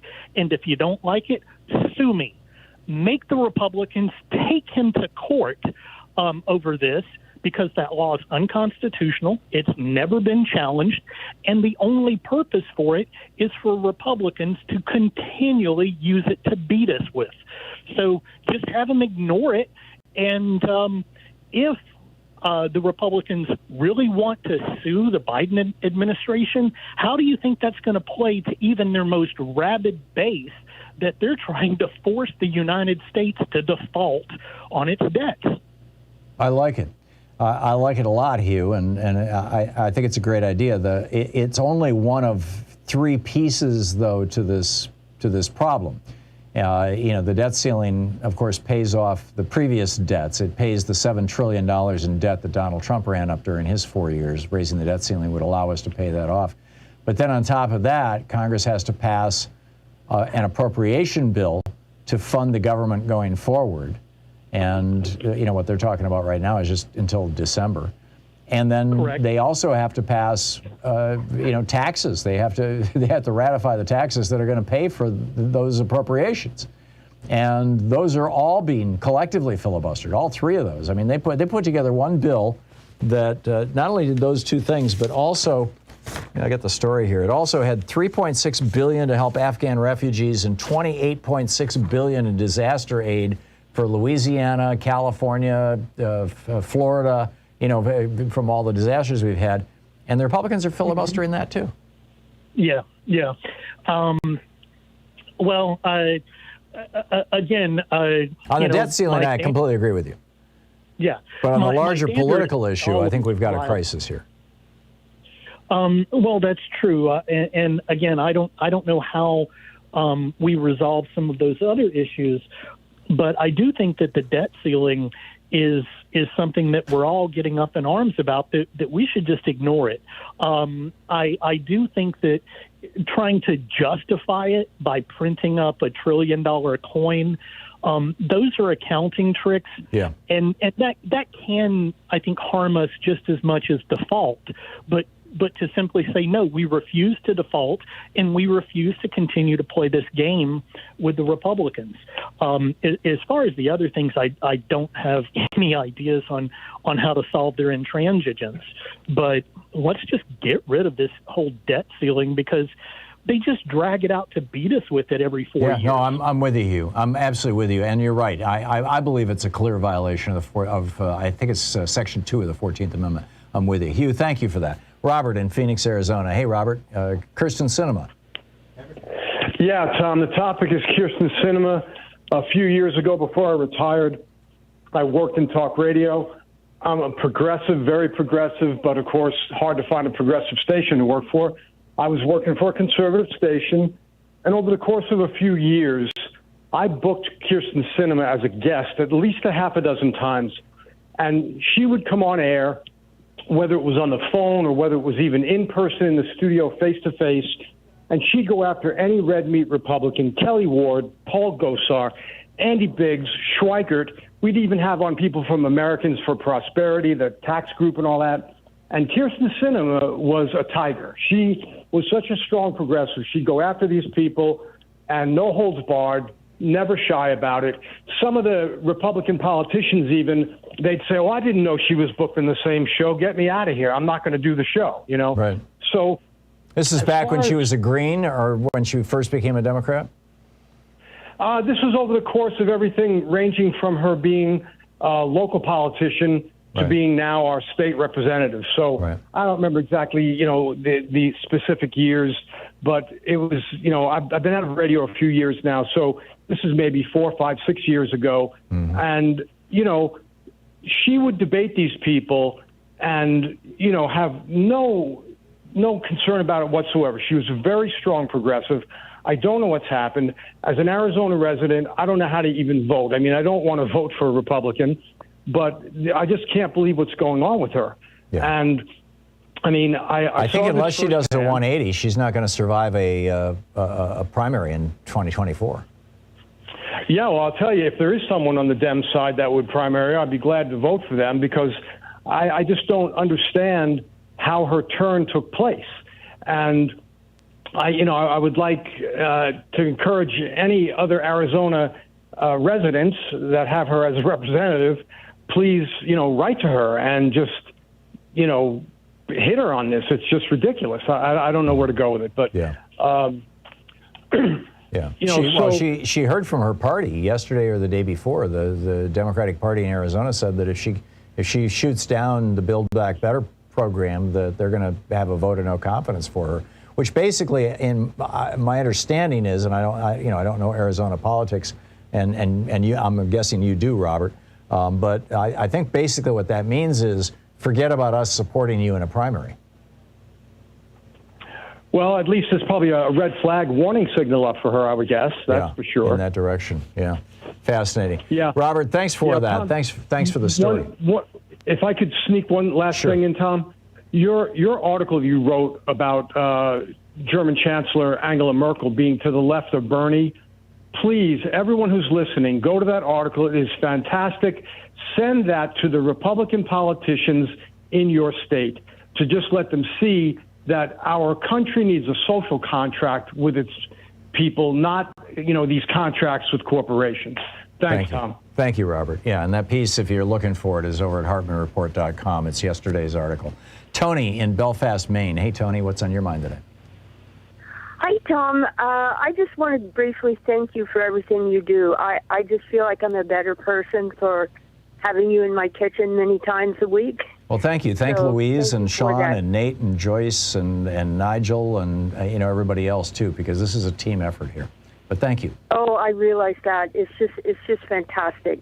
I'm I guess considered an elderly person, and my only income is Social Security. Mm-hmm. And when I hear about these, my stomach's just churning right now talking about this, about a government shutdown. Right. And that we won't get our Social Security checks. I thought Social Security had its own trust fund and was not part of the budget and the government paying out money. That is true, but the federal government still issues the checks. The checks are issued by the Treasury Department. I think it's unlikely that you're not going to get your Social Security check this month. I believe that they're going to get through this, but that's, that's just a belief. I have no proof for it. I hope so.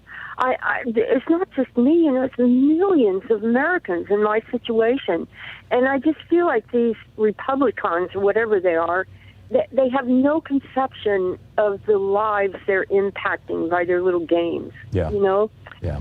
And I'm almost 76 years old. I don't remember in the way back longer ago, I guess this has been happening a few times in the last decade or so. I don't remember way back when things like this were going on. No, Newt Gingrich pioneered this in the 90s as a weapon against Bill Clinton. He was the first to use the debt ceiling this way, in a big way, and all this kind of obstruction and everything else, yeah. And then Mitch McConnell pioneered, just ignoring the Constitution and having the Senate refuse to put Merrick Garland on the Supreme Court or even hold a hearing, and all these other, they're blowing up traditions and following the rule of the law, essentially, in a way that purely benefits them, and the Democrats are generally unwilling to do, because Democrats don't want to damage the country.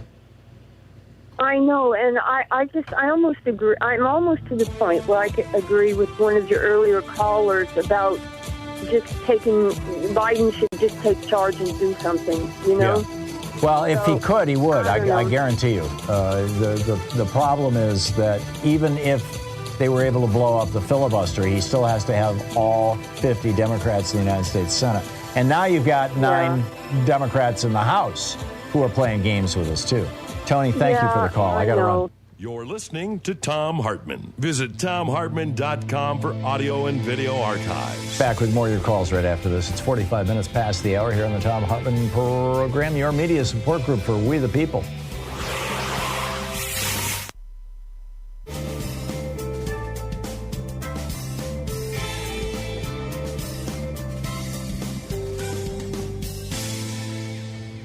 And welcome back. Excuse me. Chuck in Tacoma, Washington. Hey, Chuck, thanks for listening to KBCS. What's up? Well, I wanted to raise the For the People Act, HB 1, which has been in the Senate, available for discussion since March. And it would be a good opportunity to, I realize the budget thing. I realize that. And I can't argue with what Hugh was talking about.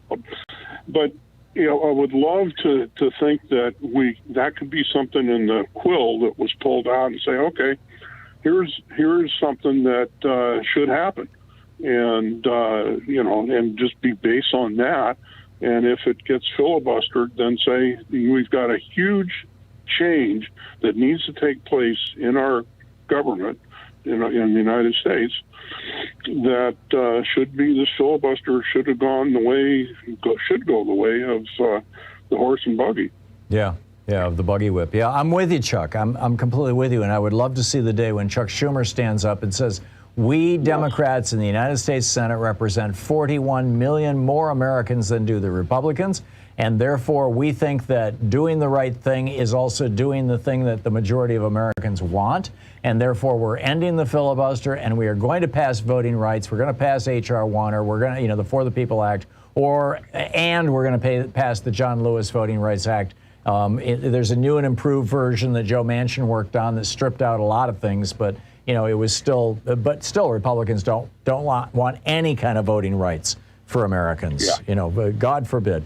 And then also say, okay, we can fight about within the Democratic caucus about whether this bill is going to be $3.5 trillion for 10 years or whether it's going to be $1.5 trillion for 4 years. But we're going to get this thing done. We're just taking Republicans out of the equation. We represent 41 million more Americans than do the Republicans. And the problem is that right now, if Chuck Schumer was to say that and bring up the Senate rules for debate in the Senate, you've got 2 senators, Kyrsten Sinema and Joe Manchin, who have explicitly said they will not take down the filibuster. And there's another 5 or 6, including Daines and Coons and Tester, who are refusing to say that they're opposed to ending, or that they're in favor of ending the filibuster, or they're opposed to the filibuster. They're holding their cards close to their chest, which is typically, can be interpreted as they would not vote to end the filibuster, although you don't know for sure. And it's just, there are days when I just like, oh my God, once again.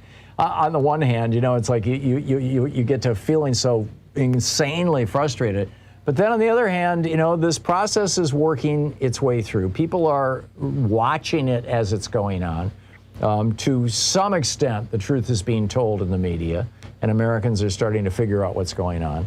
And I'm I alternate. On some days, I think that 2022 is going to be a bloodbath for the Republican Party, that they're going to lose like crazy because the party itself has shrunk. So not just all the people who have died, but everything else.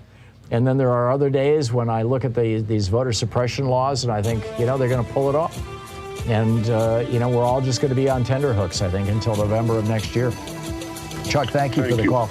We need to keep up the pressure, though, and keep the work going.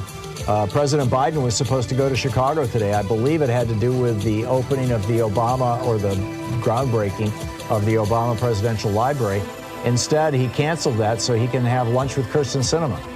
We'll see where that goes.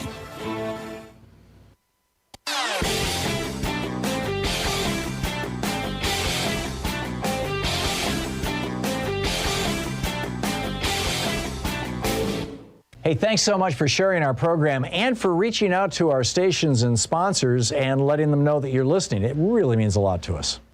So Rand Paul is now echoing Louis Gohmert. Remember Louis Gohmert back in the day, after 9/11, when he was talking about terror babies? There's Muslims coming to the United States to have babies who will be citizens, and we can't kick them out anymore, and then they're going to grow up and they're going to be terrorists.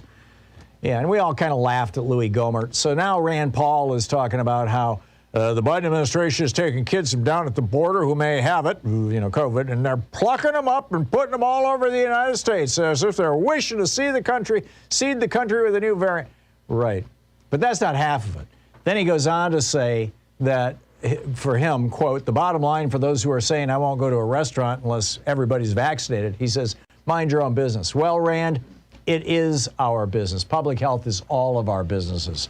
I've got a whole new rant about Rand Paul's bizarre take on the public good over at thomhartmann.com. It's a video. You can check it out there.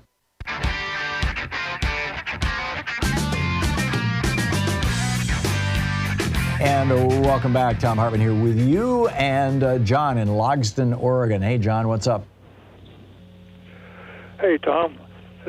I'm glad to talk to you, but I've been wondering how to get this idea through. I talked to Senator Wyden about it a long time ago. I wanted to give a gift to corporations to kind of undo the damage of Citizens United.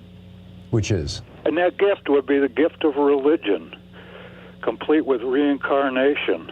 Well, they already have that. It's called neoliberalism. Well, you got to give them a limited lifespan. Oh, I see. And then you got to give them something to be judged on, right? Which would be one commandment. That commandment would be, "Thou shalt serve humanity," not the other way around.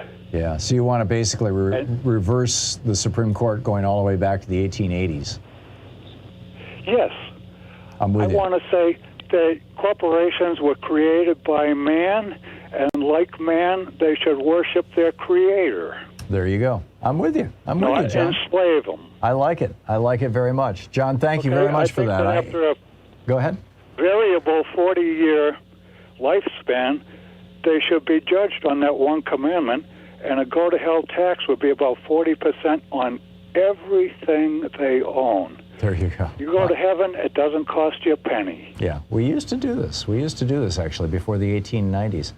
John, thank you for the call. Well said. David in Boulder, Colorado. Hey, David, what's up? Tom, hi. Thanks so much. Sure. David, can you get your mouth a little closer to the microphone? It sounds like you're talking to us from do you hear me better? Yeah, Sorry about you. that. No, it's all good. Hi. Yeah, no, and thank you. I've been listening to you since Air America, first time I've called in. Well, thank you. And I thank you so much for all that you've taught me. You're welcome. What's up? I have, like many, I'm sure, my family has been just decimated by politics. My father is an ardent, lifelong Republican, and yes, even a Trumper at this point. We have these vicious arguments where we fight all the time, screaming at one another. It's just horrific, and we just can't see eye to eye. And I'm always struggling to try and understand how he's thinking. I want to understand. I want to see if there's a way through this morass. And we had a terrible fight yesterday. We got through it. And then I called him today. I had an epiphany. I feel like I understand things. I had a question that I wanted to ask him that I think is valid for everybody who is on that side of the equation. And it was very simple. I said, Dad, I have a question for you, and it is this. Would you still believe in democracy, and would you still support democracy if white men didn't run everything and control everything? And he couldn't answer the question. Really? Nope. Wow. That kind of tells you everything, doesn't it? It does, and I think that that's probably the truth with everyone on the Republican side through Joe Manchin and Kristen Sinema and the insurrectionists and everything else. Yeah. That's the bottom line is they can't accept the fear of a democracy where they don't call the shots. Yeah. And I think that's probably I know that's a large piece of this. A large piece of the Republican Party is white supremacy. And I mean, that was the basis of Richard Nixon's Southern strategy, was, reach out to the white supremacists. After Lyndon Johnson, right? Pardon? After Lyndon Johnson enacted civil rights, which terrified the whites. That's when the Democratic, used to be the Democratic Party was the party of the racists in the South in particular, and they all left. I mean, they just became Republicans. It was just one right after another. And go ahead. The conservative mind, the science. There's so much emerging science about the construct of the conservative brain and the relative sizes of the midbrain, the lymphatic brain, the amygdala, the hypothalamus, which is where greed and fear is resident, versus the frontal cortex. I think they're terrified of a democracy where they don't call the shots. So they're destroying it. Yeah, I think I absolutely agree with you, and I would say that when we say that our politics are getting tribal, really what that is meta to, what's subordinate to that, or what that really is referencing, is that they're becoming racially tribal. That it's the white tribe against every other amount of melanin tribe out there, and that. That's a very generational thing. I mean, people of your father's generation are very stuck in that. People of our children's generation, very much not. And except for their children, some more. That's how it gets passed on. I don't know. Is it genetic? Yeah. Well, is this a brain thing? I think it has to do with exposure. It's the white rat, black rat experiment that I've talked about before. That people who grow up in multicultural, multiracial societies are not just tolerant; they are embracing of it. And people who don't, and this is, I think, why rural America is so Trumpy, because rural America is almost 100% white. With very little contact with anybody else. David, I got to run, but thank you for the call. What a story. What an amazing story. We'll be right back. You're listening to Thom Hartmann.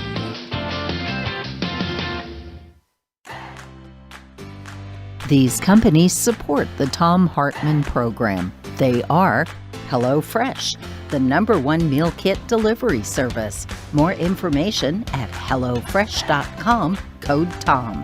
CB Distillery for sleeping and pain relief. More info at cbdistillery.com, code TOM. Dinovite, only the best all-natural pet supplements. More info at dinovite.com. Annie's Kit Clubs, creativity delivered right to your door. More info at annieskitclubs.com/Tom. Wild Alaskan Company, delicious, sustainably sourced seafood delivered right to your door. More information at wildalaskancompany.com/Tom. And Mack Weldon, reinventing men's basics. More info at mackweldon.com/Tom.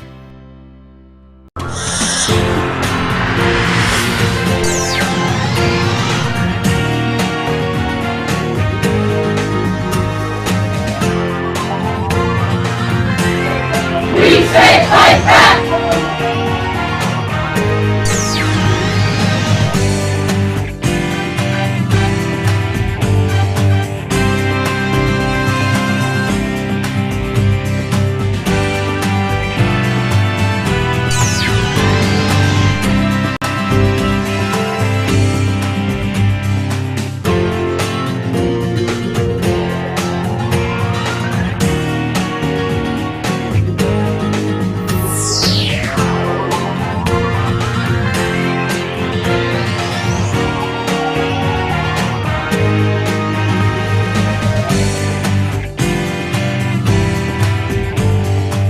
So it is the middle of the week, Mittwoch in German, and the middle of the last week, the very last week of the pledge drive here.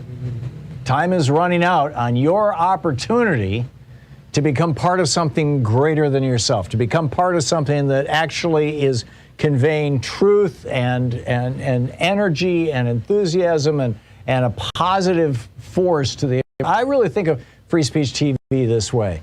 It's part of my job. I do it so you don't have to.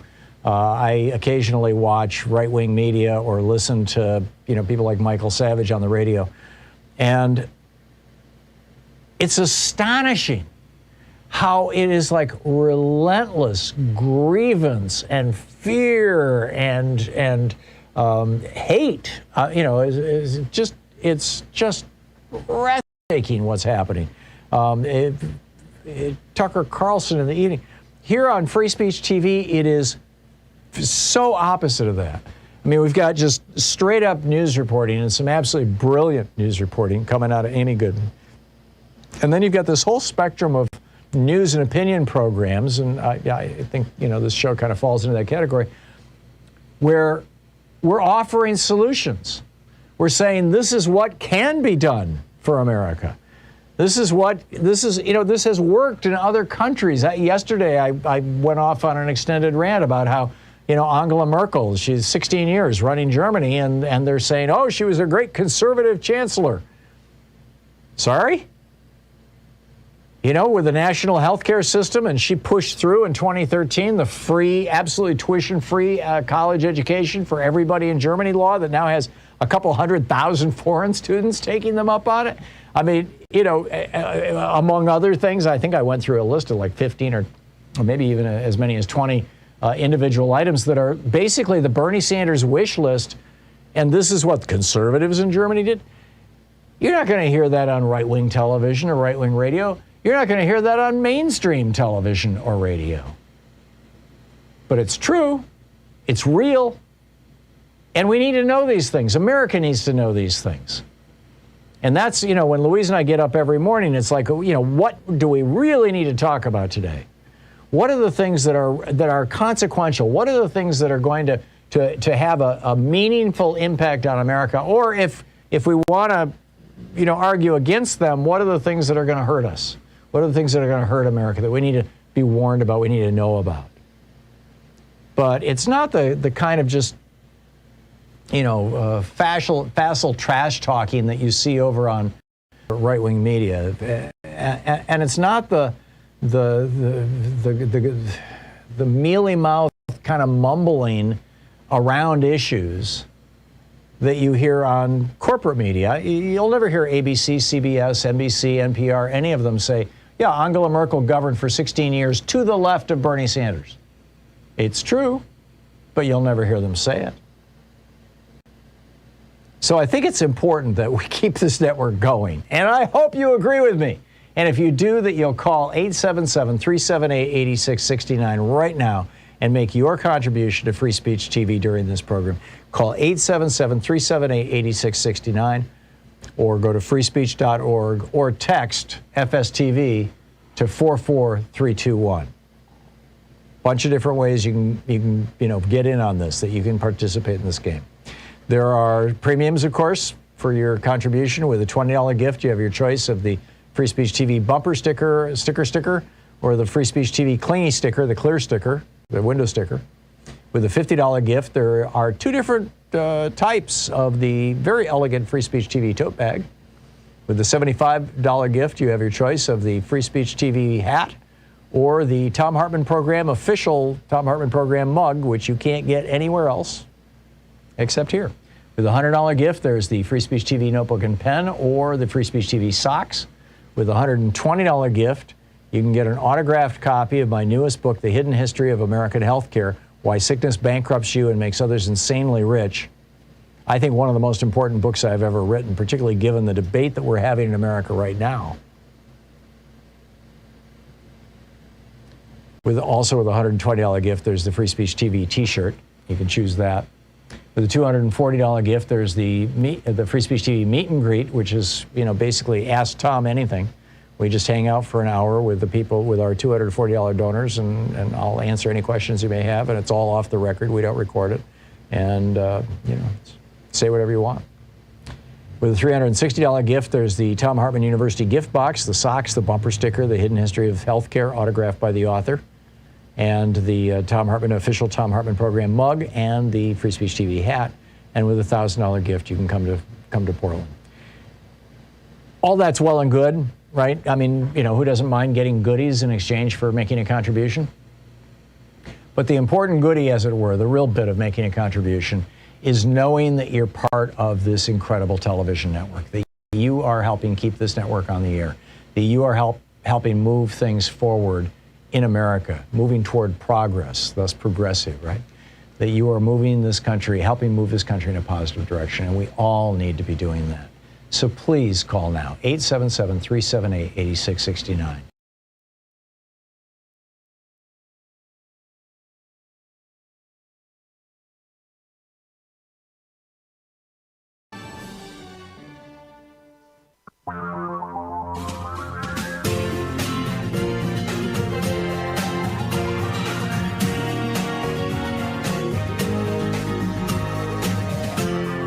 This is the Thom Hartmann Program. And welcome back to the third hour of our program. Let's talk about Republican land for a little bit. I've spent most of the day kind of beating up on Kyrsten Sinema and Joe Manchin and company, Kurt Schrader and others, but there's a lot going on in the Republican Party that I find absolutely fascinating, and I'm not sure what to do with. But I think should be discussed. I'm going to get to Liz Cheney in just a second, but just to start out, there is a persistent rumor that is being reported in the media. This is not coming from me or this program. That Governor Kristi Noem of South Dakota, who has presidential aspirations, she wants to be the next Hillary Clinton, the Republican woman running for president of the United States.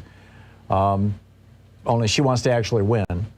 Hillary actually won by 3 million votes, but we have this technicality, this legal technicality called the Electoral College, but let's not go down that road. Anyhow, Kristi Noem wants to be president, and she did a tour all around the United States a few months ago with Corey Lewandowski. Both of them are married. He's got 3 kids. I don't know about her, but they're both married. And the rumor is that they were hooking up, shall we say. Now, who knows? But then there's this story. This is at the top of Raw Story today, that Corey Lewandowski is now being accused by a woman with the unfortunate name of Trashelle Odom, Trashelle. I'm not making it up. Maybe she pronounces it differently. I don't know. Trashelle? Yeah, it's probably Trashelle. That sounds a little better. She's the wife of a very wealthy Idaho construction executive, a guy by the name of John Odom. And she has told Politico magazine that Corey Lewandowski, quote, repeatedly touched me inappropriately, said vile and disgusting things to me, stalked me, and made me feel violated and fearful. I am coming forward because he needs to be held accountable. I'm blessed to have a loving husband and family behind me. I want other women to know that you can be heard too, and together we can stop terrible things like this from happening. Lewandowski has also been accused of unwanted touching by pro-Trump singer Joy Villa, V-I-L-L-A. His lawyers say we will not dignify this with any further response. This is kind of weird stuff, just as a starting point, because Lewandowski is right at the core of Trump world.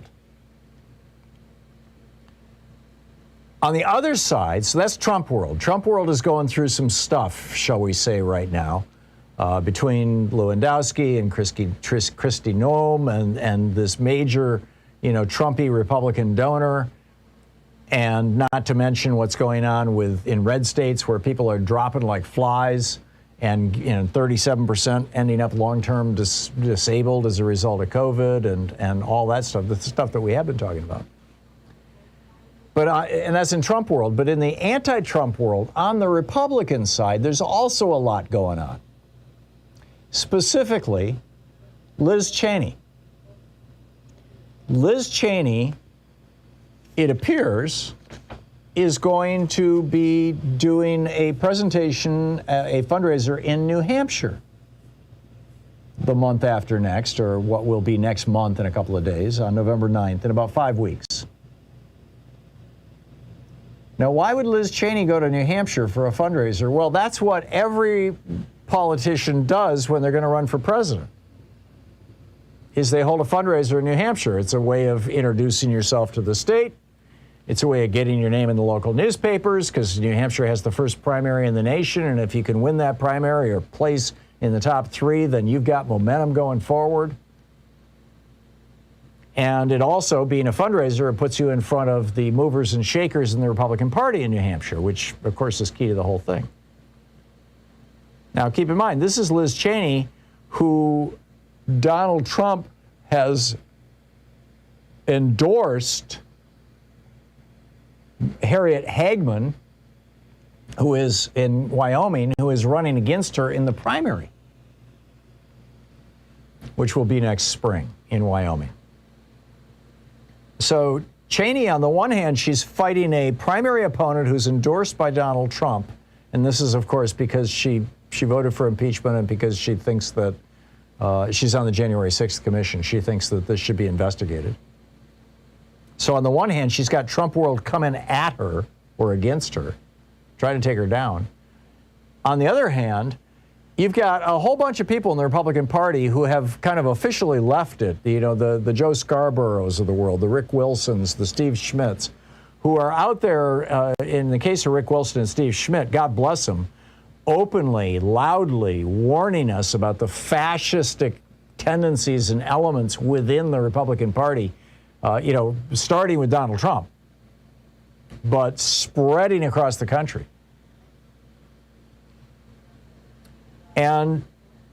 But there's still people who hold the values, to the extent that the Republican Party ever had values, of the old GOP, as does Liz Cheney. She's a neoconservative, a paleoconservative. I mean, these are, you know, there are still Republicans out there who hate Donald Trump and still think that the big banks should run Social Security, that the big insurance companies should run Medicare, that there should be no food stamps or any other social safety net programs, that low-income housing should be called tent cities for homeless people, that Medicaid should be done away with, that the federal government has done. I mean, there's 12 states, Republican-controlled states, that have not even expanded Medicaid. There are these Republicans out there who are not with Trump. And many of them have left their party. Many of them have not. Liz Cheney is still a Republican.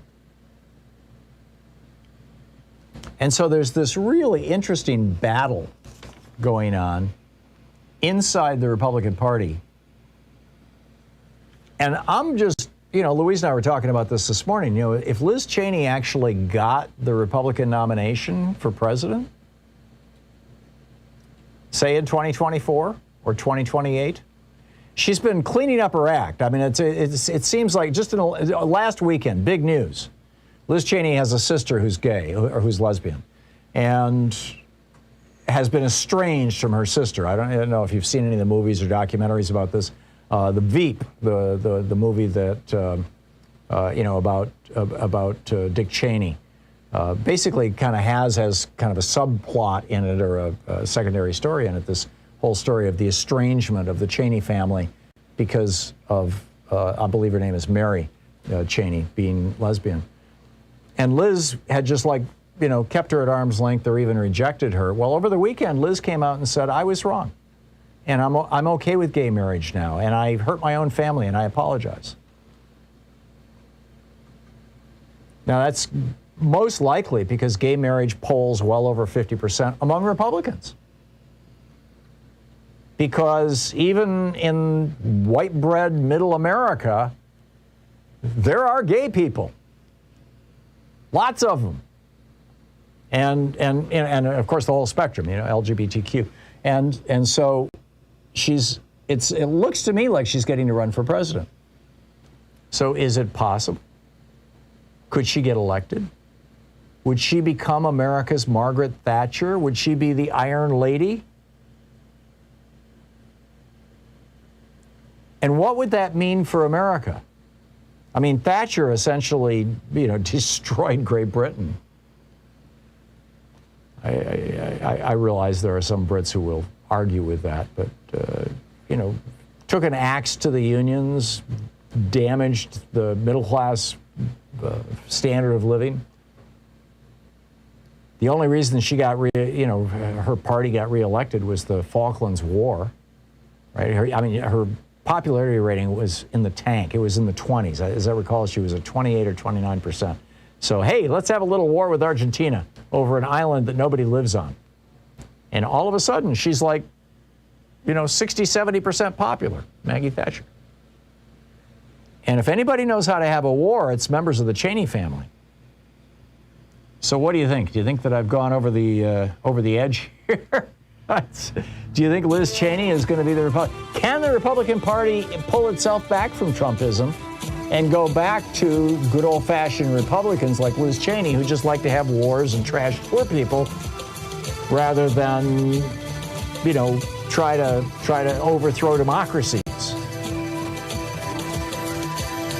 I don't know. I'm scratching my head on this one, but I see it coming. We'll be right back. This is the Thom Hartmann Program. 16 minutes past the hour. I've got a crazy alert for you, and I'll pick up your phone calls right after this.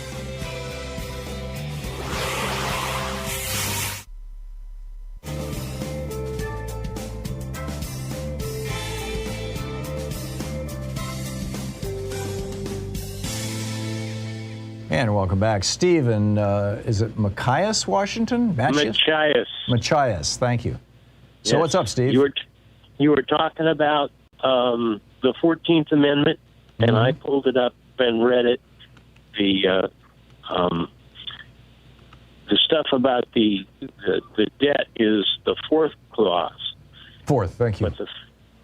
But the third clause says that nobody that's participated in an insurrection can hold public office. Correct, which should be applied to Donald Trump. And by the way, if we can, certainly at the very least, Mo Brooks, right? And who spoke at the rally that led to this. There's a whole bunch of them there. But there's a whole bunch of them, yeah. That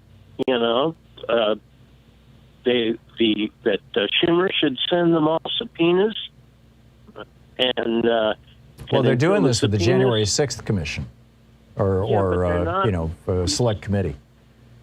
Not rescinding the voting privileges of the House members and senators who have subpoenas out and haven't dealt with them yet. Yeah.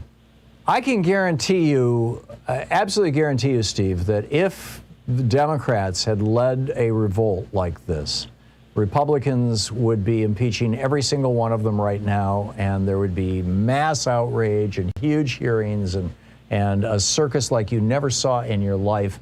And I don't know why the Democrats aren't going harder on this. Well, exactly. I have actually been watching the news longer than you have. I remember. You have to get old and gray. There you go. And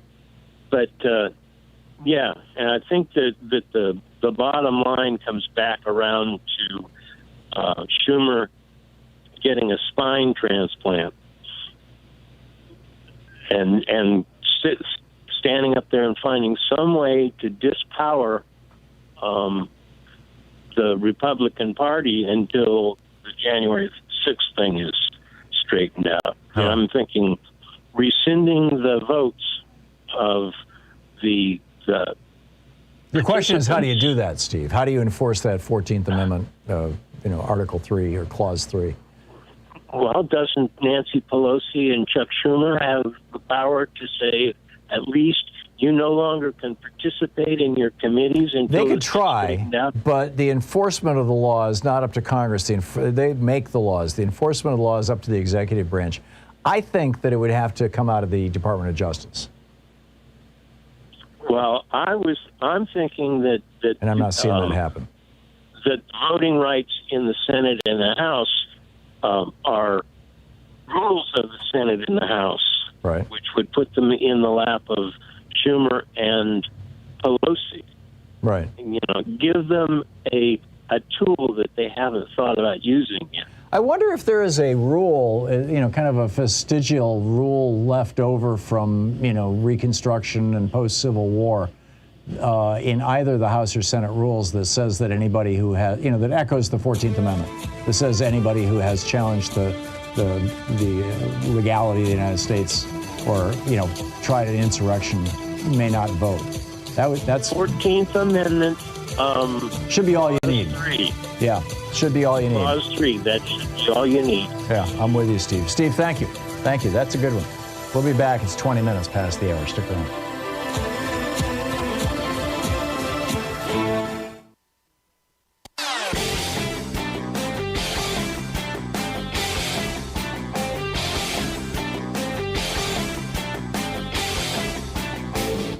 Missed my opening rant today? It's usually published over at HartmannReport.com, where you can read it and share it with your friends for free. Check it out, HartmannReport.com. So we've got a new video up about the Senate Leadership Fund and the Congressional Leadership Fund, the SLF and the CLF. Nice, innocent-sounding names, right? Leadership funds and Senate and Congress, but they're Republican super PACs that are taking millions and millions of dollars from fossil fuel and other dirty industries and from right-wing billionaires and recycling that money directly into the campaigns. In fact, in several cases, actually running on the ground, get out the vote efforts for Republican members of Congress, running the entire television operation for some of these members of Congress. Lauren Boebert received over $900,000 from the Congressional Leadership Fund so that she could take the 3rd District of Colorado. It's an amazing story. They spent $437 million just in the last election. This is poisoning this money, poisoning our democracy. It's all over at ThomHartmann.com.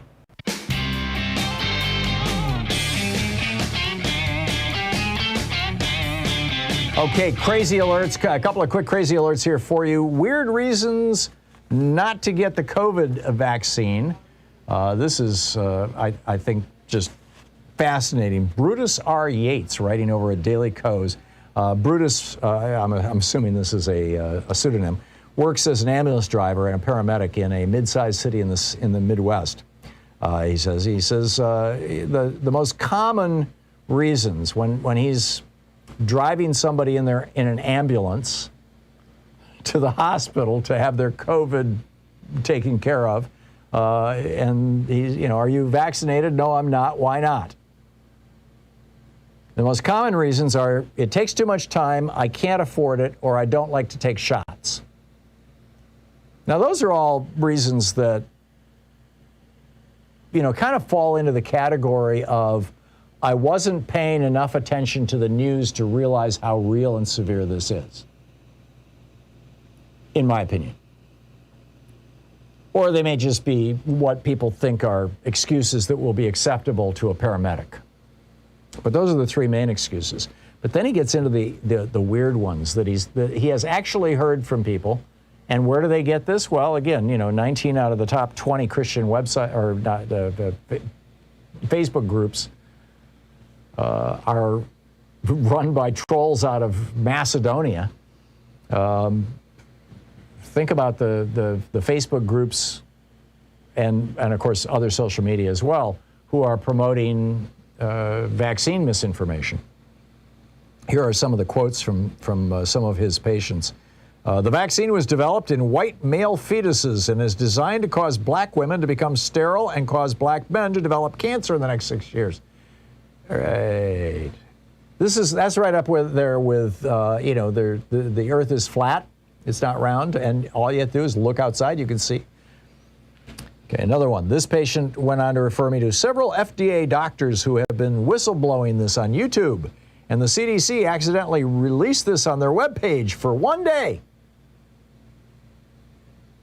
I actually get emails from these people Tom, I love your program, but you're so wrong about this. Ivermectin is going to save our lives, and the vaccine is going to kill everybody. It's just so sad. There are people in other countries who want Americans to die. They want chaos in the United States. They want political and economic chaos in the United States. And it's not limited to any one country, although there are several that are kind of at the top of the list of, hey, wouldn't it be nice if America was no longer a major power in the world? At the top of that, obviously Russia, China, North Korea, Iran, maybe. But Macedonia, that one threw me for a loop. Anyhow, here are some of his other excuses. My spouse or family member says COVID is not real and the shot will kill you. One person started ranting when this ambulance driver and paramedic died, said it looks like you've got COVID, started ranting that they had been falsely accused of having COVID and they were going to sue the hospital for slander. Another one said the jab changes your DNA just enough to no longer qualify as a human under the law. So you become legal cattle, and the Constitution no longer applies because you're not humans anymore. And this is how Biden can take away your guns without breaking the law. This is in quotation marks here. There's other people who have said, well, there's a 99.9% survival rate.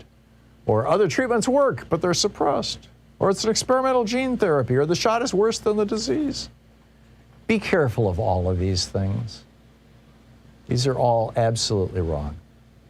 The other one that is being promoted aggressively is the vaccine was developed using fetal stem cells or fetal cells. Well, yeah, 2 of the 3 vaccines, the J&J was not at all, but the Pfizer and the other one, Moderna, thank you, were both tested on fetal cells from the 70s, this stem cell line, because the law requires that. But Greg Abbott, the governor of Texas, got COVID, and he took Regeneron, right? Down in Florida, you've got Ron DeSantis passing out Regeneron like it's popcorn, right? To anybody who will get it. Regeneron was tested on fetal tissue. Sure enough. I don't think they care, though. I don't think these are actual excuses.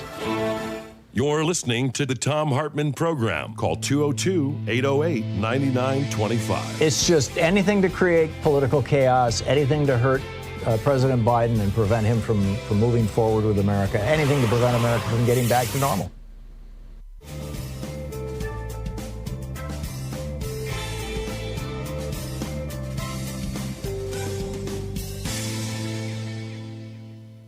So it is the middle of the week, Mittwoch in German, and the middle of the last week, the very last week of the pledge drive here.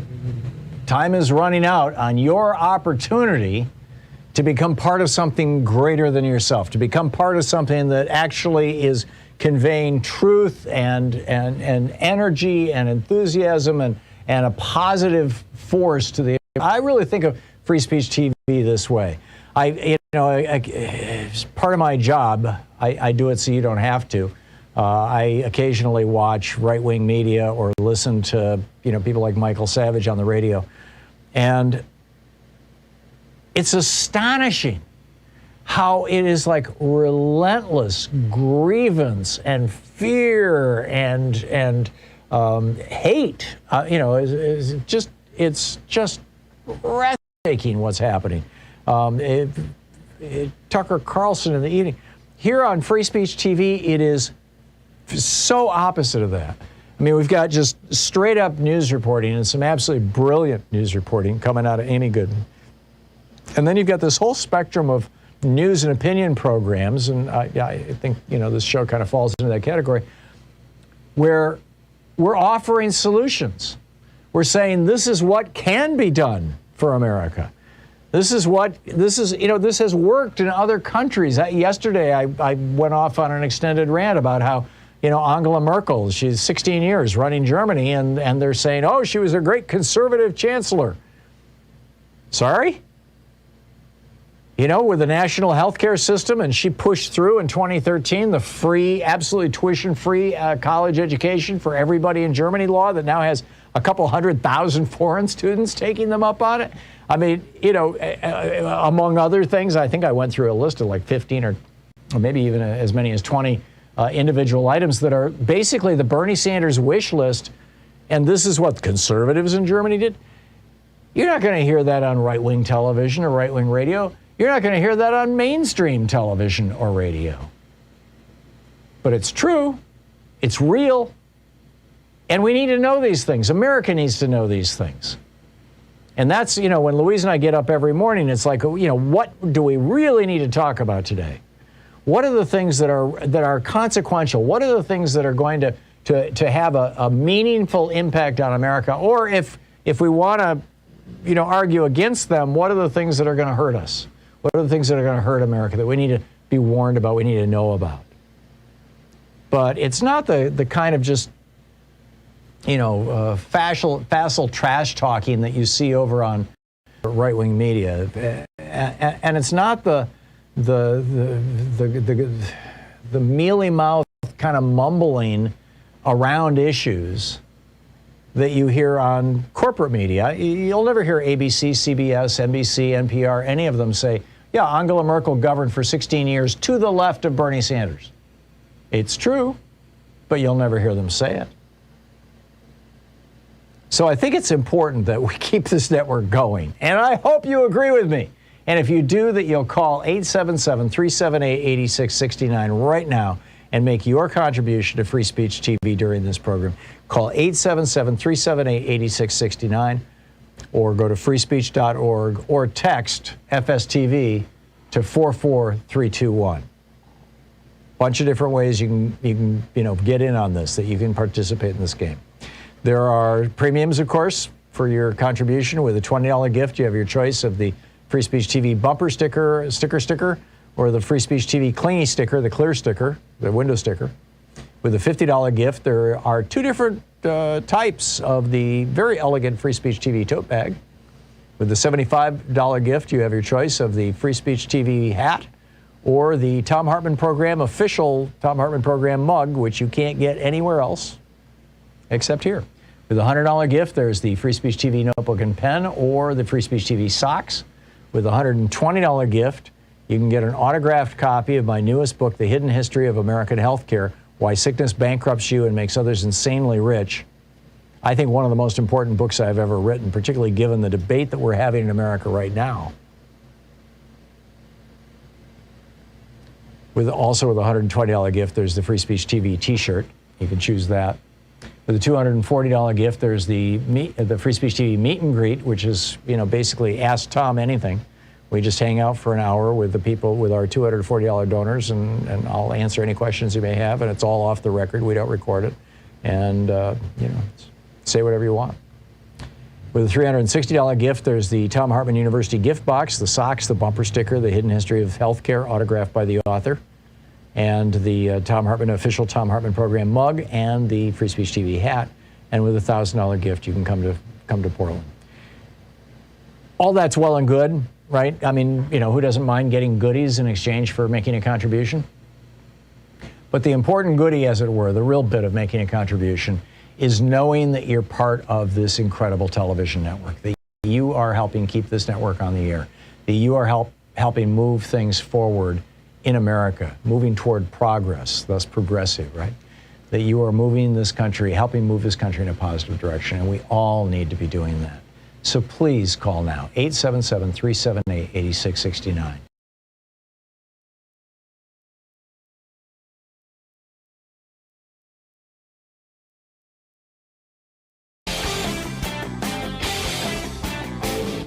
Our 1-hour free podcast recaps our show, and it's available wherever fine podcasts are found. And we have the full 3-hour podcast available over at thomhartmann.com if you want to really support our program. Just a reminder that my daily rants are published every day over at hartmannreport.com. And our podcast, our 1-hour podcast of the show, which is entirely free, is available through, iTunes and all the normal places where you find podcasts, cut down of our show. And that we post a weekly video over at thomhartmann.com. And the one this week is about seditious conspiracy, U.S. Code 2384. And the argument I'm making is that this law, which imposes 20 years in prison to, by force, prevent, hinder, or delay the execution of any law of the United States, end quote, is something that we should be seriously considering dusting off and applying to not just the people who showed up on January 6th, but the people who sent them there. Check it out, thomhartmann.com.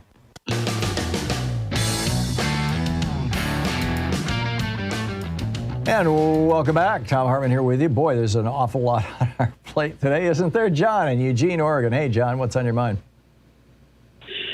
Hey, Tom, listen, you're talking about the filibuster. I just wanted to relay something that I heard, a podcast from a fellow who is he's on the Supreme Court bar. He's a lawyer.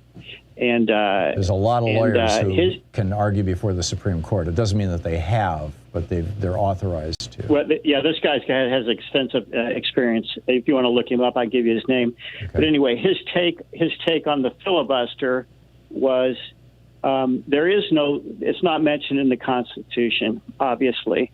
Right. So all the Dems, all Chuck Schumer and Harris, Vice President Harris, have to do is, like on these show votes that Schumer is taking, and all 50 Democrats vote, like they just had one recently for the Voting Rights Act, and all the Democrats voted yes, and then it was filibustered. His take is all the Dems have to do is.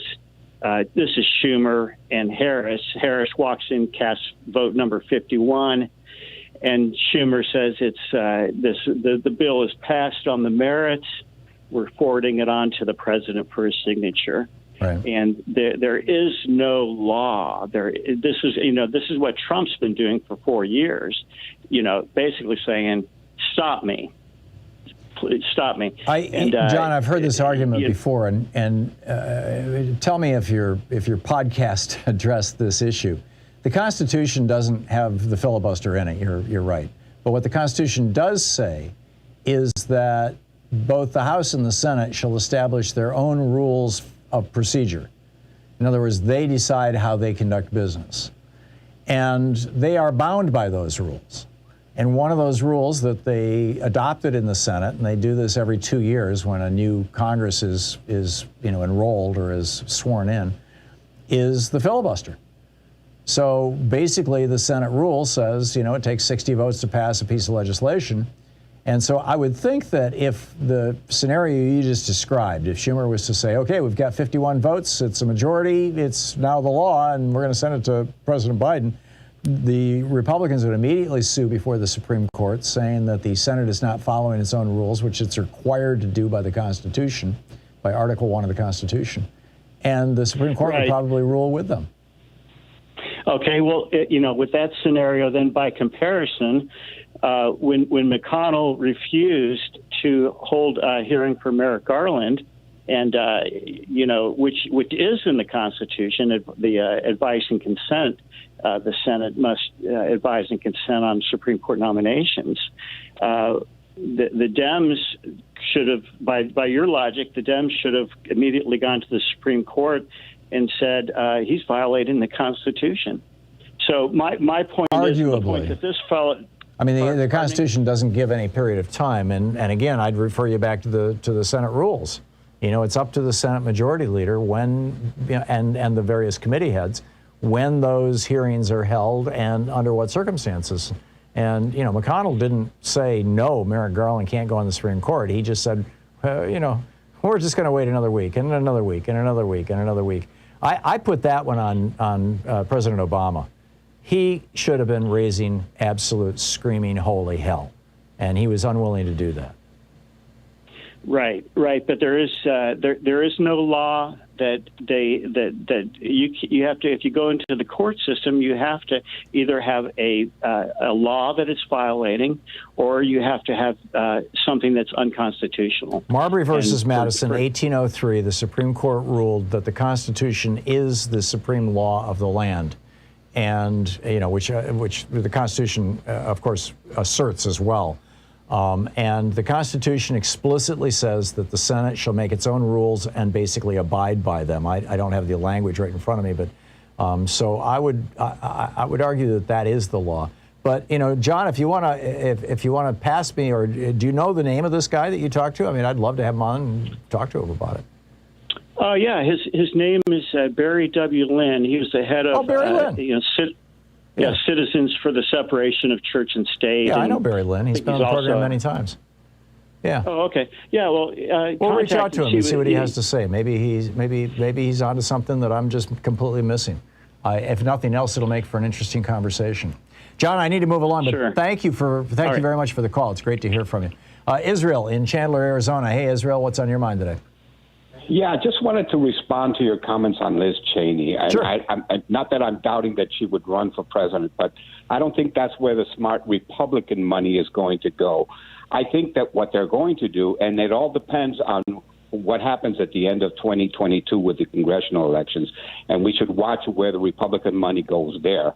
They were able to corral the Tea Party. I'm not so sure they can do that with the Trumpists, but they're going to try. But what they will do for 2024 is they will nominate a woman to run the top of the ticket. We've already got a woman as vice president. So that's why Kristi Noem is running so aggressively right now, and why this Lewandowski story could take her down. Another. Pardon? Yeah, the one that's going to be the key for them is I think Nikki Haley. She's a governor as well, has been. And served in various Trump positions as well in his administration. And she's a woman of color. And she's also got some bona fides with her reaction to the massacre at the church in Charleston. I believe it was 5-6 years ago. Mm-hmm. Remember her reaction back then and everything? Yeah. So I'm sure they would play that up. Number 3, I think the money class in the Republican Party would be able to control her. Whatever we want, whatever's put on your desk, you sign it, make it into law. We don't care. I think, apropos of your comment that we should watch the 2022 election, I completely agree. I think the money class doesn't give a rat's ass about democracy or not, or the survival of the republic or anything else. They just want to make sure they're not paying a lot in taxes and that their companies don't have to deal with onerous regulations to keep the air clean. And if it's Trump that gives them that, they'll throw money at Trump or his surrogates or people like him. And on the other hand, if it turns out to be Liz Cheney, or Mitt Romney, the old-fashioned Republicans, they will go there. And they may, and right now it's kind of being divided up state by state. But one of the interesting things that I saw this week was that Ron DeSantis is massively outraising Donald Trump in money from Wall Street, from big donors. DeSantis has got like a $50 million war chest now to run for president. Trump has raised over $150 million, but most of it from his grassroots supporters with these literally daily emails that I'm getting from him. I got one from Kimberly Guilfoyle today. Why aren't you? You haven't made a donation, this kind of stuff.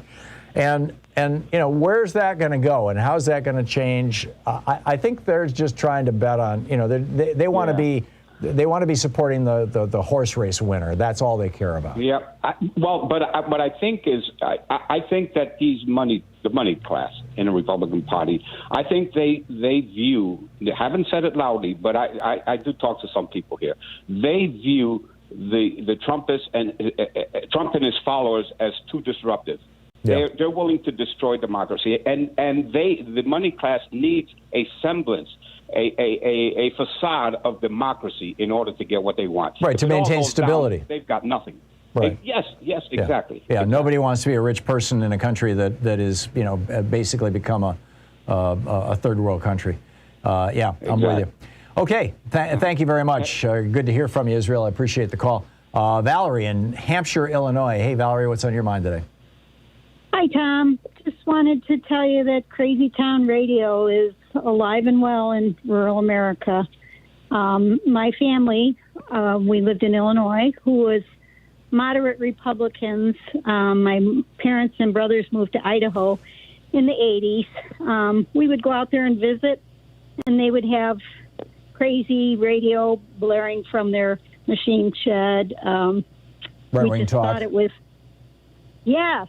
And so my husband would go and turn it off when nobody was watching. And lo and behold, they have not believed in this vaccination. And my 86-year-old mother, who had dementia, didn't get vaccinated. Oh, no. My brother caught COVID and gave it to my mother, and she died last week.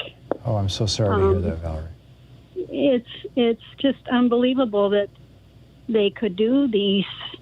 You know, we all got vaccinated for school when we were growing up, and for them to just be so ignorant and to.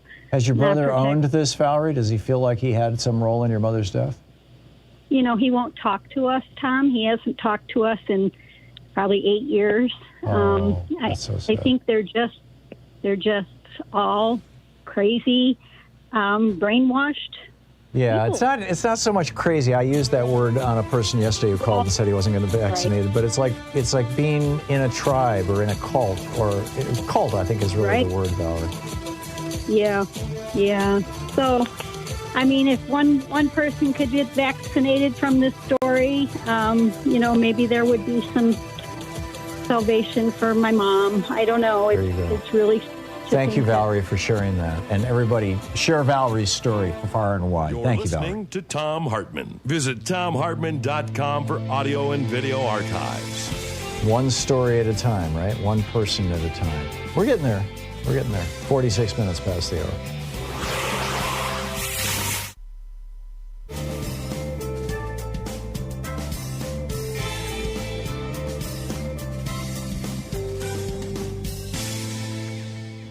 And welcome back. Chuck in Schwartz Creek, Michigan. Hey, Chuck, thanks for watching us on Facebook Live. What's up?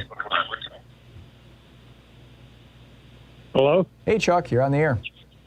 Okay, hey, I was calling to ask you a question about staff development and cooperative learning strategies to use with the members of Congress. And every other business, or I was a teacher, whenever they had a problem, they trained the staff and helped them become more cooperative. I'm sure Elizabeth Warren has a plan for something like this. What do you think? So you're saying that members of Congress need to go through, I don't, what, sensitivity training? Does this have to do with race or politics, or how, what is it that you want people to be developed, trained on? I want them to learn to work together better. Oh, and good luck with that. And mixed in well, if they had to do a week of that before they take their vacation, you know, they might get it across. But Elizabeth Warren knows all about staff development.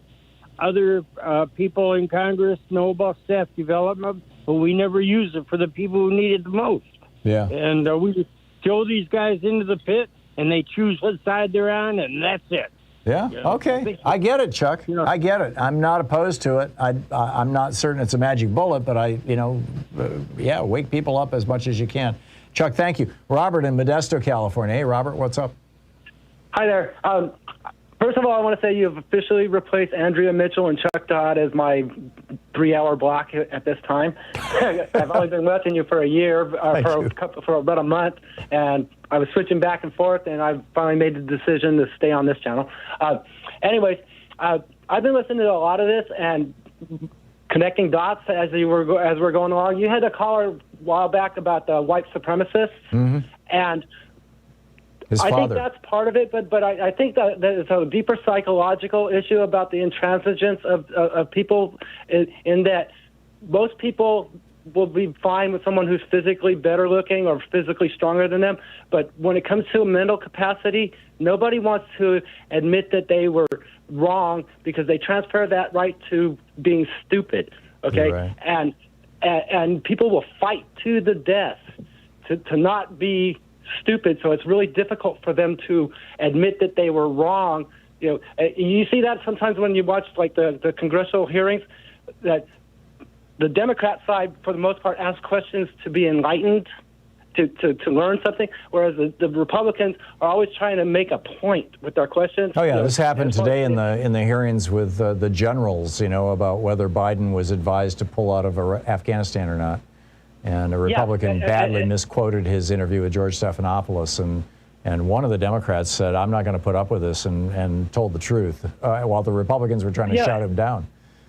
Yeah, and that's how, I've seen it with you can do religions, all these brainwashings, and it's extremely difficult when it's something that you believed your whole life. I've seen it with my dad and his friends. They all came from the South and moved to the Bay Area, the San Francisco Bay Area in the '60s, and they had I could see it all the time. They had this look on their face that as if they were that they had come to the realization that they had been lied to for their whole life. Right.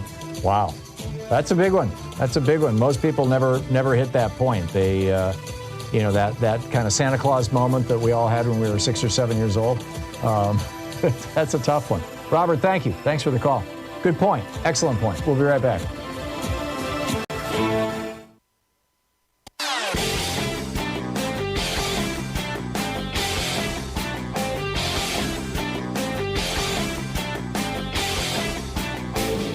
Share the Thom Hartmann Program with your friends. We're available on SiriusXM, Free Speech TV, Pacifica, commercial stations nationwide, YouTube, Twitter, Facebook, on the Thom Hartmann app, and you can even tell your smart speaker to listen to the Thom Hartmann Program.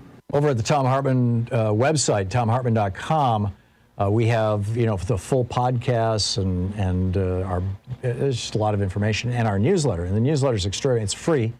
Sue puts it together every day with her stack, and it's just great content. Links to every single article that I talk about on the air, and things that are peripheral to them as well. It's really worth the effort. And then, of course, at HartmannReport.com, there is my daily rant, which is typically incorporated into the program, but it's a written version of it, and that's also something that there's no cost for that at all. So you can check that out as well. Also, we've got a new video up about the dueling memes. If at first you don't succeed, try again, or the definition of insanity is doing the same thing and expecting a different result. Schumer is going to try to do what Harry Reid did in 2013 by forcing votes. Will it work? We'll see. Check it out at thomhartmann.com. And welcome back, Ron in Chicago. Hey, Ron, what's on your mind today? Yes. Is this the Republican game plan to crush the economy and win back the House and Senate next year? Yes. Make Donald Trump Speaker of the House, then impeach Biden and Harris so Trump can be president again? I don't know about the Trump Speaker of the House part, and I seriously doubt that if the Republicans gain back the House, that Kevin McCarthy will be their Speaker. I'm guessing he'll be replaced by somebody more articulate and ambitious, somebody like Jim Jordan, or Matt Gaetz. But not seriously about Gaetz. He's got his own problems. But in any case, I've been talking about this for a while. I've wrote 2 op-eds in the last, I think, 4 or 5 months that death is their strategy. If the Republicans are trying to keep Americans dying and sick, because that will hurt the economy, and if they can hurt the economy, then voters will blame it on the party in power, which is the Democrats. Right. And I heard this on the right-wing radio about the vaccine, that millions of people are not going to get the vaccine because they think they are immune to the virus. That's weird. Well, there are diseases that once you've had them, you're immune. That's true of chickenpox, for example. Yeah, although it can still come back and kick your ass later when, in the form of these are people who never took shingles, the vaccine. Yeah. But the common cold is a coronavirus. It's a different family of coronaviruses, but it's a coronavirus, and you can get the cold over and over and over again. You can get the flu over and over and over again. And there's apparently a fair body of evidence that you can also get COVID over and over again. So just natural immunity is probably not going to be enough. Ron, thanks for the call. Karen in Cleveland, Ohio. Hey, Karen, what's on your mind today? Hi, Tom. Kirsten Sinema. She's got to see the writing on the wall at this point that she's not going to be reelected in Arizona, and so I think she's putting her money in pharmacy, and that they're going to give her, or somebody's going to give her, a very cushy job. And the unfortunate effect of that is that I don't think there's anything that President Biden or anybody can do to bring her down on the side of the people of Arizona. Yeah, if she's looking at the possibility of having a job as a member of the board of directors of some giant pharma company with an annual salary of $4 million for the rest of her life. I mean, who could argue with that? Yeah, right. I mean, if that's your goal, and apparently she grew up in poverty, and that may well be a goal, financial security. Which is unfortunate for the race that we're in right now. I mean, we need her. Yeah, it's unfortunate for the Democratic Party. It's unfortunate for the United States. I'm with you. Yes, Karen. Yeah. Karen, thank you. It's an excellent point. Thank you for calling and making it. Pete in Morris, Illinois. Hey, Pete, what's up? Hey, Tom. First-time caller, long-time listener. Love your show, man. Thank you. Maybe I'm I don't know, naive, or I don't know. Maybe I'm not seeing this right, but we've already established that Sinema and Manchin take money from big money donors because they can. Sure. What's to say that a Democratic big money donor can't do the same thing to buy them back? Yeah, raise the stakes. It's conceivable, but I think it's unlikely. Well, I mean, they're allowed to do it. How come we're not allowed to do it? That's my point. Right. I mean, why don't we just beat them at their own game? Because it doesn't seem like you're going to be able to coerce them to come to the light, so to speak. Yeah. Well, Manchin actually, he started 3 coal companies in West Virginia that his son now runs, and he made $500,000 last year just in dividends from one of those coal companies that his son is running. So it's a little more, and Manchin is very wealthy to begin with. He had the biggest, fanciest boat at the Capitol Yacht Club when Louise and I lived there. But like you've said in avarice, right? I mean, more is always better, and they can't ever get enough. Greed has no limits. Yeah, it's right. So why don't we just buy them back? Yeah, I suppose there are a few people who have the resources to do that, but whether they would be. I think there's too much water over that bridge, or pick your terrible cliche. I'm sorry about that, Pete. Pete, thank you for the call. I understand the sentiment. We're all grasping at straws here, basically. Let's see what Schumer and Pelosi and President Biden. President Biden decided not to go to Chicago today. He was supposed to be in Chicago, but instead he's going to have lunch with Kirsten Sinema. Let's see what comes out of it. We live in interesting times, my friends. We really and truly do. We'll be back tomorrow, same time, same place. In the meantime, get out there, get active, tag, you're it. Have a great afternoon. Be good to yourself and the people around you.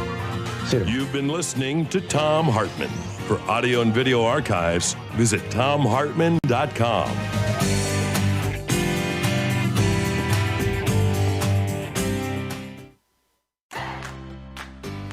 These companies support the Thom Hartmann Program. They are HelloFresh, the #1 meal kit delivery service. More information at HelloFresh.com, code TOM. CB Distillery for sleeping and pain relief. More info at cbdistillery.com, code TOM. Dinovite, only the best all-natural pet supplements. More info at dinovite.com. Annie's Kit Clubs, creativity delivered right to your door. More info at annieskitclubs.com/Tom. Wild Alaskan Company, delicious, sustainably sourced seafood delivered right to your door. More information at wildalaskancompany.com/Tom. And Mack Weldon, reinventing men's basics. More info at mackweldon.com/Tom.